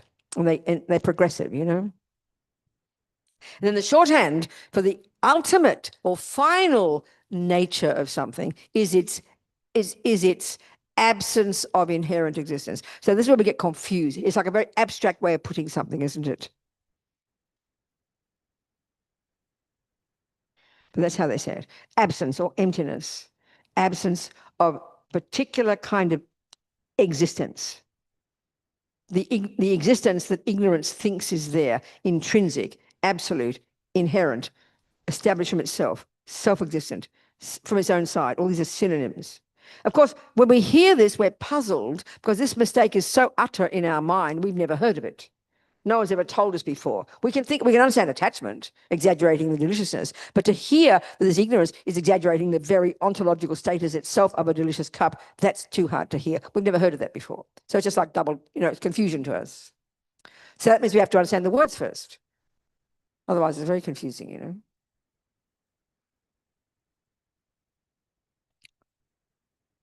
So let's look at the meaning of the word emptiness, just the usage of the word, the usage. It means absence of something. So in general terms, Lama Zopa calls it ordinary absence, ordinary emptiness. They talk about that, you know. But I've got to say this, so this is a way to get our heads around it. When they say we have to realize emptiness, we have to understand emptiness. We have to understand the emptiness of the cup. We have to understand the emptiness of the eye. Because the word emptiness sounds like nothingness, it's very confusing. So let's just go back a bit. So when you study Buddhist philosophy, first you learn the text called Dura, well, you normally in the monasteries. And then that's like presents all the nuts and bolts of just the kind of Buddhist worldview. And the very starting point is this several terms that are used as synonyms to refer to that which exists. The terms are phenomenon, object, object of knowledge, existent, established base. There are about 5, I think. These terms are used to refer to that which exists. So why is we learning this? Because the Buddha is telling us he's trying to get us to be in touch with that which exists. So we're trying to establish what exists and what doesn't. As a way of saying the entire Buddhist path. What exists and what doesn't. What is real and what is not. So the interesting point here, the definition of an existent, for example, there are also different definitions. The definition of an existent is that which can be cognized by mind. A valid state of mind, obviously. So this is shocking in our culture. We don't give any power to the mind at all. The brain, yeah. It's like hard, but psychology is this weird wishy-washy rubbish on the lowest of the totem poles, I think, in the totem pole of our sciences. We don't trust the mind at all, thoughts. That's Buddha's expertise. It's the exact opposite. What is defined as an existent is that your mind can cognize it. It's incredible. So, we are trying to establish that some things exist. Now, Buddha's telling us that some things exist that are called impermanent. The things, the object of your senses, for example, they're impermanent. They're the product of causes. They change from moment to moment. They're impermanent and they disappear. That's easy. That's a computer, a carpet, a cup, you know, or what? A body, a mind is impermanent. Most things we think of are impermanent, but there's some set of phenomena that Alex Berzin calls them abstract. I think it's a very nice word. They call them permanent. That's too weird for us, but it's got a very specific meaning. So if you want to understand that word in Buddhist terms, impermanent has 2 levels. Subtle impermanence is much more subtle, and you only realize this in meditation. Something as subtle impermanence is the very fact of coming into existence implies it's going out of existence. It's so subtle. Gross impermanence is easy. A cup comes into being and it breaks. That's easy. That's gross impermanence. That's easy. Now, the opposite to subtle impermanence, this permanent impermanence in general is that something's constantly changing. You can't pin it down. It's second by millisecond changing. So one of the characteristics of impermanent phenomena is that they're caused and they're changing. So the opposite to that in Buddhist philosophy, they use the term permanent. Not meaning lasting forever, but in the character of the thing, it isn't changing, it isn't caused, and so that's why Berzin calls it abstract. So an example of an abstract phenomenon, an ordinary emptiness, would be, you know, like the absence of $5,000 in your bank. You walk into a room and you're expecting the party to be there and you open the door. Oh, the room's empty, you'll say. You understand? Oh, my bank account is empty. I go to drink my tea. Oh, my cup's empty. This is an ordinary emptiness. So that's a kind of, my cup is empty. We'll finish the sentence. My cup is empty of tea. My cup lacks tea. So my feeling is, this is my way of saying it, the mind cognizes things as nouns. So put my cup is empty, turn it into a noun. It's called absence of tea. Can you hear that? It's a noun, isn't it? So my mind is cognizing a phenomenon called absence of tea. Do you hear my point here? It's a phenomenon that does exist in my cup. Can you hear that? the absence of $5,000 does exist, that phenomenon called the absence of $5,000, which is what you just cognized. It's a thing your mind cognized. And it does exist in your bank account. Can you hear that? It's a phenomenon. That's what they mean by permanent, unchanging. You can't touch it, smell it, taste it. It's abstract. That's why Berz's term is good. And all of this is talk is to help us to get to understand the emptiness of inherent existence. Are we communicating here? The use of words? So now, next point. The two truths go totally together. Right now, sorry, turn my phone off. Right now, when we hear dependent arising, we hear, oh, wow, something exists, grasp, so delicious. Then we hear emptiness, we go, oh my God, nothing exists, and we chuck out the baby with the bathwater. Or we fall into the abyss of the great mistake, as Tsongkhapa says. There's nothingness, nihilism. And our mind goes between these automatically because we have this maripa in our mind. So we've got these extreme views and they seem like total opposite.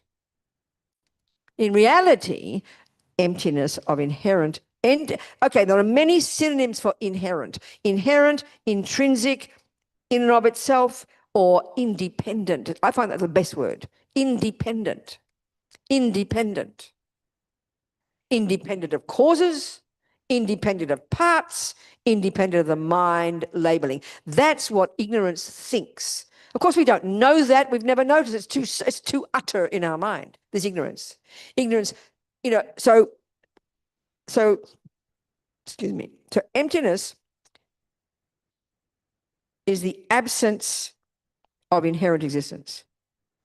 Emptiness is the absence of independent existence. And everything that exists, that's the final nature of everything that exists. We have to realize that.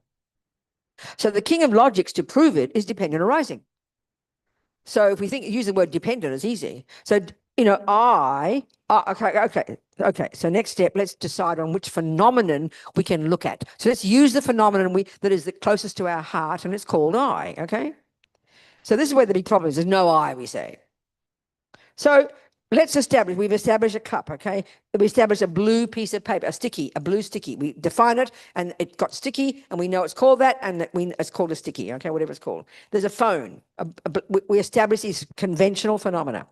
It has a function, we label it. We're on the case. We're all communicating. It's very easy. So now the name given to something like this is called a person. A dog is a person. An ant is a person, a hell being is a person, a Buddha is a person, or a self or an I. They are synonymous. It's the term for the conventional term for this phenomenon here, that phenomenon there. Technically speaking, the term sentient being or mind possessor, for some reason, does not apply to a Buddha. I don't know why. So I can't say person is equivalent to sentient being. It's not. Because Buddha's a person. But he's not a sentient being. I don't know why they say that. So broadly speaking, mind possessors, people, person, I, me, they're synonymous. So it's the name of this type of phenomenon. Okay, so let's use the I as an example. So the Buddha is saying at the second level, the one of parts, this ignorance in us, this marikpa, causes us totally to believe that in here, among these bits and pieces that make up this I, body and mind for a start, and then millions of bits of the body and millions of bits of the mind. We know that. Anger, love, compassion, all the bits and pieces of mind and all the bits and pieces of body. And the combination of these is what we refer to as I. So Buddha's saying we believe instantaneously and totally in the bones of our being that in here, among all those thousands of parts, like my friend Pende says, are all walking hand in hand with a very special part, got shiny golden letters on it, called I. This is a grosser mistake. We believe it utterly. We think it, we feel it, we speak it. you know? So we've got to use logic. I mean, talk about using logic just to get compassion. We've got to use really subtle, powerful logic to deconstruct this lie. And it's not to become a good girl. It's because it's a misconception. Therefore, we're leading ourselves up garden paths, you know. The Buddha was very simply telling us there is no such thing as an independent I, as an I separate from the parts. And we have to prove to ourselves how that's true. He's telling us in advance. He's found that to be true, but he says, don't believe me. You've got to do the work yourself. So if we're going to, so that means we have to look for that silly I. It sounds hilarious. Because we believe there is one. We believe there is an owner in here who runs all the other bits. We say it. I have a nose. I decided to do that. We think that's the boss inside here. Now, this philosophically is the same philosophical view as a creator. There's a creator out there who runs the show, who runs the universe. Well, the universe doesn't need running. All the bits, all the individual sentient beings do their own trip. And here, this is shocking, all the parts do their own trip. They all work together, if it's doing nicely, to function as an I. I don't need a boss I. It's an exaggeration. It's a distortion. It's an addition. It's nonsense. It's rubbish. There's no such thing, but we have to prove it. He's not saying, remember, there's no I. I never said that. There's no independent I. Have the distinction, make the distinction. So let's look at some of the arguments. There are many, many, but one I find is so helpful and so delicious, you know.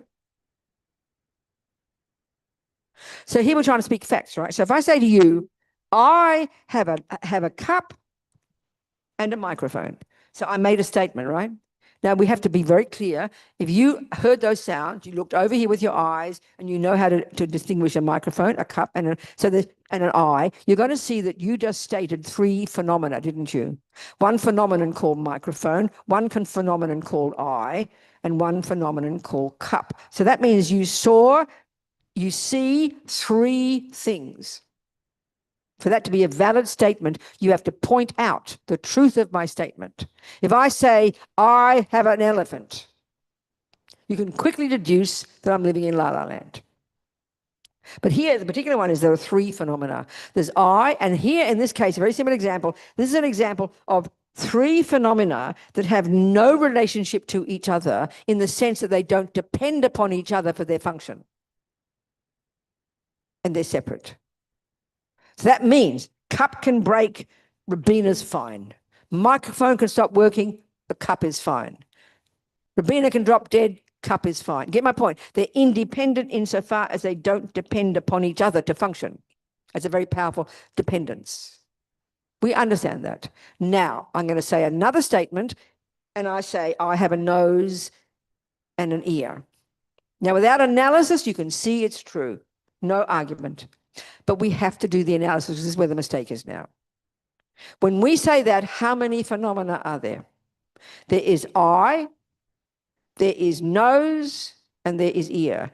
Three phenomena. So if that is a valid statement, you have to point out three separate, independent phenomena for it to be a valid statement.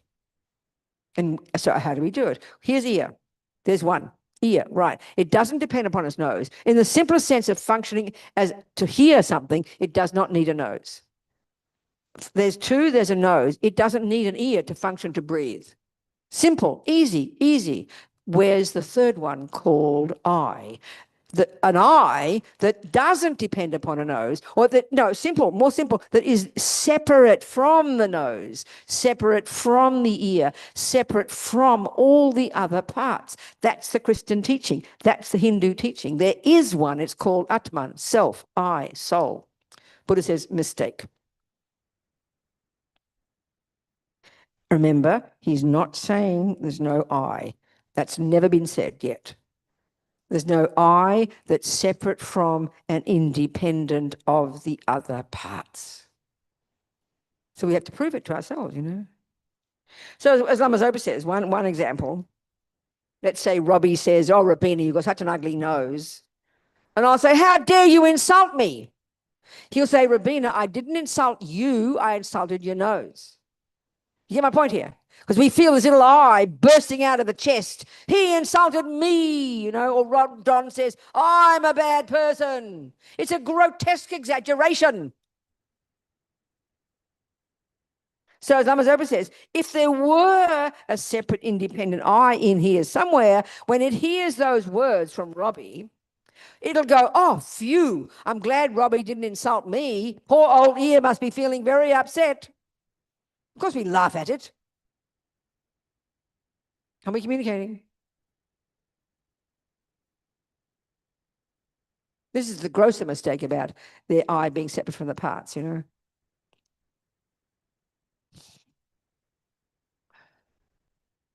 And that's why it's really good. The way the Tibetans do it, it's so helpful. You know, when you say there is anger, there is love, there is kindness. So even Don, I am a bad person. No, be more precise. I am, you know, there is some laziness there. There is some anger there. There is an action called this, which indeed is what happened. You be more, you separate, you know, there's over the big fat picture of I from it, and you be more precise about it. Because the I'm a bad person is a grotesque exaggeration. We all know we do that. We paint the whole person with that one brush. Everybody does that. I am bad. You know, it's just not true. There is a negative quality there among all the good ones as well. We've got to be more precise, more nuanced, you know, more accurate. So important. That's why when Lama Zopa nearly drowned as a little boy, he tells a story when he's a little boy in the river and he wants to go across the river to see these white people. The Sherpas call them yellow-eyed or something, you know, weird people with yellow eyes and white hair, or white eyes maybe and yellow hair, I can't remember. And he wanted to meet them. So he bought his bowl of cooked potatoes as a gift, and he went off onto the bridge and he falls in the water. And he said, the head came to the surface. He was 8. The head came to the surface. And he saw his manager uncle having a panic attack because his Lama Zopa was drowning, you know. The head, he said, not I came to the surface for air. The head did. Very reasonable. Then he said, the thought occurred to me, the person known as the Laudo Lama is about to die. Not I. And then he said, I didn't know anything about emptiness, but there was no fear. We'll go into this later. I was going to tell you that story. The head. No, not I. It's good practice. I'll tell you about the rest of it later. Anyway, back to this one. So, okay. So,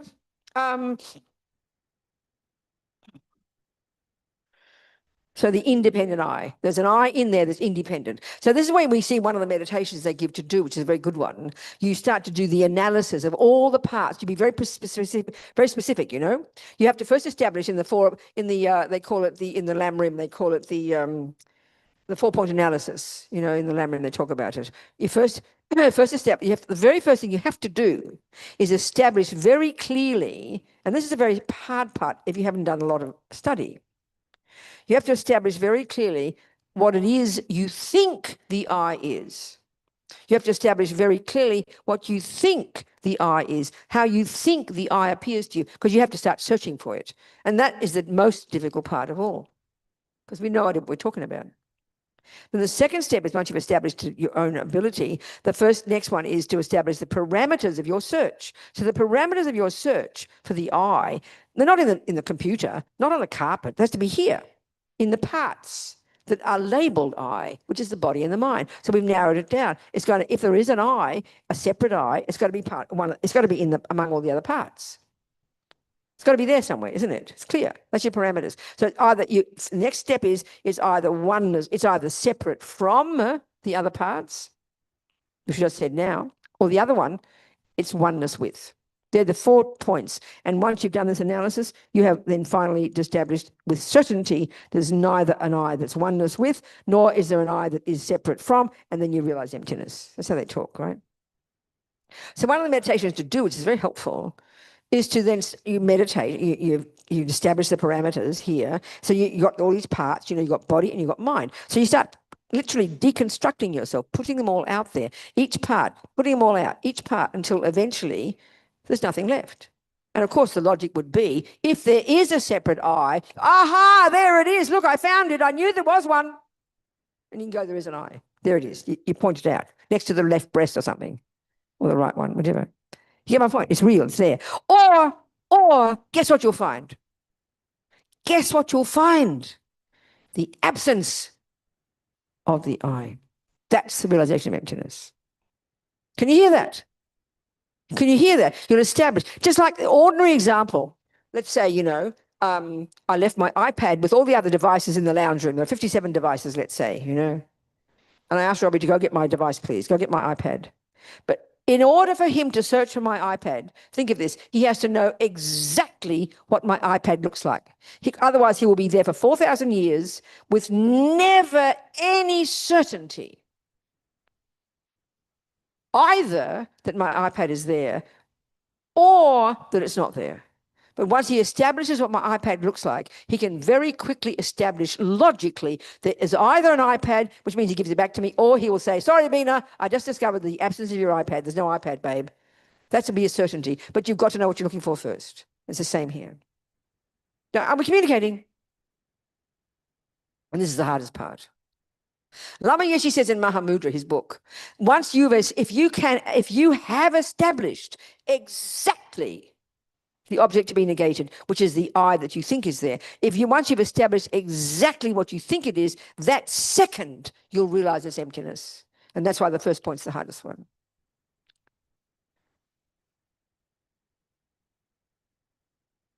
That's why I like to use the example of the opposite analysis of IKEA.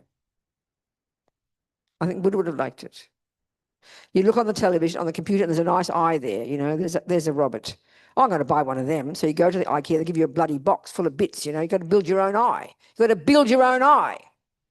So this is such a delicious point as well.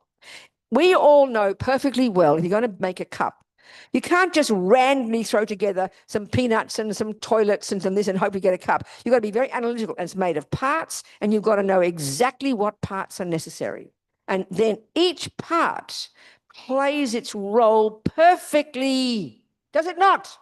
To function as a cup. And when they're all working smoothly together, you have the functioning of a cup. It'll work beautifully.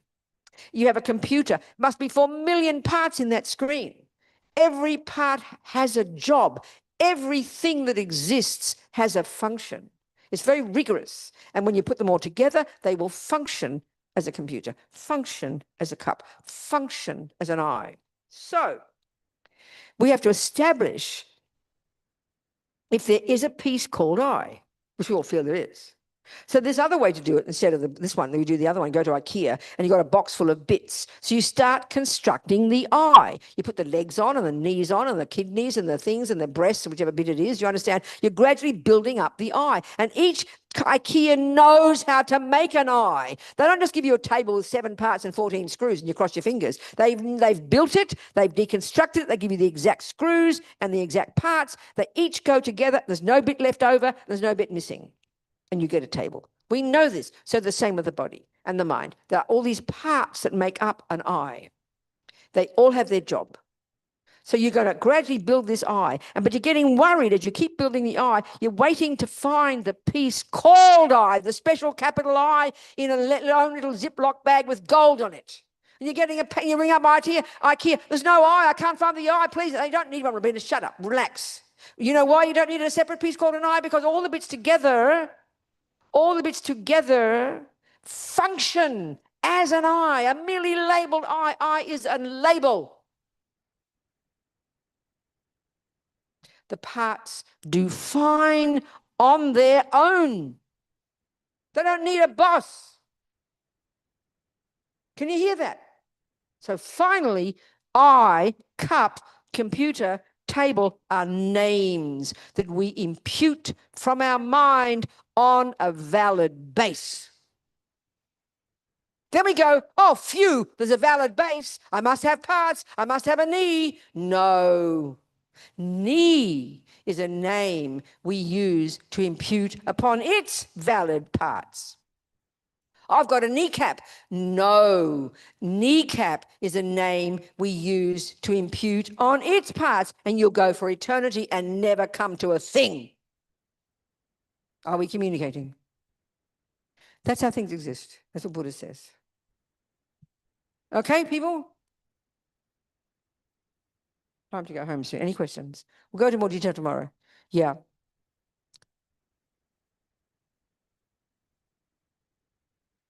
So a mind possessor and an I would be the same thing. A bit louder. A mind possessor and an I would be the same thing. Okay, almost, not quite, you see, because for some reason they say a Buddha is a person, but it's not a mind possessor. Sentient being, for some reason, only refers to unenlightened beings. This is just how they talk. So roughly speaking, though, it's good enough. Yeah. Because what I tend to do is identify I, I'll give myself the label I. That's right. It's true. Correct label. But it is just a mind possessor. It's a body and a consciousness. No, a mind possessor, it's just a different term for the same thing. That's all. There's names you're giving to this package. So then what's the point of that? So what are you telling me? So the only reason I identify myself as an I is so. No, I is for listen, communication. yeah, that's right. Exactly. I is just the name we give to this package. Cup is the name we give to this package. But the mistake is we think there's cupness and I-ness in these packages. That's the way of putting it. But then we start to think, well, there is a cup after all, there are the parts. But no, they're also just labels we put upon their parts. And that you keep going, down to the atoms. An atom is a label you put on its parts. Always the same. In other words, the main mistake, Lama Zopa says, is thinking the label is the base. That's the main mistake to conquer. The label is the base. So this is why the second argument, I didn't do that, that's the first one. This is the first one I'm seeing a separate I. The second one, which is more subtle, is that we think the I is the parts. We think it's the same as the parts. That's a more subtle mistake, and that's the one that's the big mistake. And that when we conclude it isn't, then we lead to the conclusion, which comes naturally, that I is the name we impute upon the parts. So it's never chucking the baby out with the bathwater. So as Lama Zopa says, when you realize the emptiness of I, that from the side of I, there's no atom of anything there that makes it I, he says, it's as if there's no, he says, it's as if there's no I. But conventional dependent arising, there is an I. But what does exist is so subtle, it's as if it doesn't exist. So it's a really tasty way to put the two truths together. Because finally they point to each other, Yeah, so you were right. Yes, it's like a convenience. So we can communicate. That's right. But we make the mistake of exaggerating that status. That's the point. Do you understand? Yes, yeah. Because the cup could also be an ashtray. Okay, that's a different discussion. No, that's a different discussion. It could very well function as an ashtray, no problem. Then for that moment it does function, and therefore it is an ashtray. There's no absolute cupness there. So it does. But if you say it's a knife, or you say it's like a piece of paper, that's clearly not functionable. It's not managing. So if it can be that, sure, we can change our labels. That's okay, but it's got to function in that way. It's got to function. That's what proves it to be what it is. It's got to function. So one more thing just to say before we finish then, the usage of the words emptiness is very confusing to us. But when you can remember that it's something, the absence of something exists, that's not just there's nothingness. It's not just nothingness. And you throw out, as His Holiness says, it's not as if you throw out all the parts and then end up with nothing. Oh, so that's emptiness. No, that's nihilism. So also in Lord Buddha tells us in the Heart Sutra how these two totally go together. He says, he says, so he uses the example of the first of the five aggregates, form, which is just our physicality. He uses that as an example. And he says, form is empty. But we can use any word we like there. We can say, I am empty. We can say that, same thing. Then he says, emptiness is I. Then he says, I is nothing other than emptiness, and emptiness is nothing other than I. So what he means is this. I, the name given to this phenomenon, is I is empty of independent I. I is empty of intrinsic I. He's saying that. I is empty of existing from its own side. Then he flips it over and he says, the emptiness of intrinsic I is I, independent I, conventional I. So what is, okay, this is getting complicated. I don't mean to make it complicated. First of all, okay, so what he's saying is wherever you find I, conventional I, wherever you find conventional I, and we can establish in simple terms that the I called Robina is sitting here in this chair. So right there on the I, or on the aggregates, right there, you will find right there, exactly there, you will find the absence, the emptiness of independent I. So we think of emptiness as sort of, oh, where everything is empty. It's all in the sky. There's no I. Where there's no I, it's in the sky. But whatever exists, you have to point it out. You have to point to it. So if you say there is the emptiness of Robina, where the hell do you think you have to find? Not on Joe. How silly. You've got to look to Robina's aggregates. And it's right there on the aggregates, or even numbers emphasis on the mere I. That's where you're going to find the absence of intrinsic I. It's not as if, so in other words, wherever there's emptiness of I, there's I. And whenever there's emptiness of I, there's emptiness. So you can't have them separate. They're not separate. They're not something out there different. If you say there is no, there is the emptiness of $5,000. Where does it exist, Robina? Oh, I don't know, out there somewhere. No, it exists in your damn bank account. Isn't it? Where's the emptiness of tea? In the cup, dear. Right here. Where's the emptiness of intrinsic Robina? Right here on Robina, the conventional one. Not in the moon. Are we communicating? So there's never, you can never throw the baby out with the bathwater. You can never fall into the abyss of the great mistake. You can, because the I can never not exist. So finally, the yogis, the greatest yogis, after lifetimes of hard work, dependent arising, squeezing their brains, practicing concentration, and one day in their subtle meditation, after all their hard work, one day the penny will drop. And they will see for the first time, non-conceptually, have a direct insight with crystal clarity. They will see that there never has been, isn't, and never could be an independent I. And they see it nakedly for the first time. From that second, you cut the root of samsara, and you can't fall back. You've got more to do, but you cannot go back after that. And that, when I got to the purification one and why emptiness and the 3 circles in the car, we talked about this. I'm leaping ahead now. We'll discuss that later. Okay. This is why emptiness is finally what purifies your mind. Finally cuts the root. So the Lama Zopa says the greatest yogis have total bliss, finally seeing the truth. But the less yogis, still pretty good, have unbelievable fear. And that's why Rinpoche says, if you could have a bit of fear in meditation, emptiness, don't be scared. Don't avert it. Because you can't disappear. Not possible. You can't possibly disappear. Impossible. Are we communicating? So we'll talk more tomorrow afternoon. We'll go into more detail. Just a summary. So then we can do concentration tomorrow and a bit in the morning, okay? Enough for now. Okay?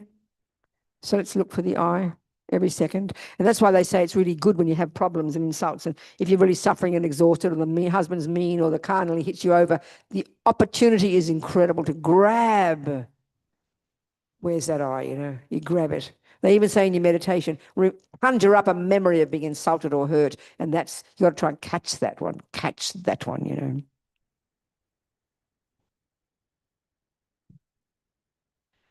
Okay.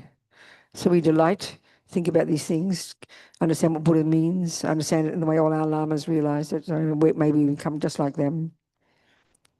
Jang Chup Sem Chogren Poche, Ma Ke Panam Ke Guchi, Ke Panyam Pa Me Pa Yang, Gong Ne Gondu Helba Shog.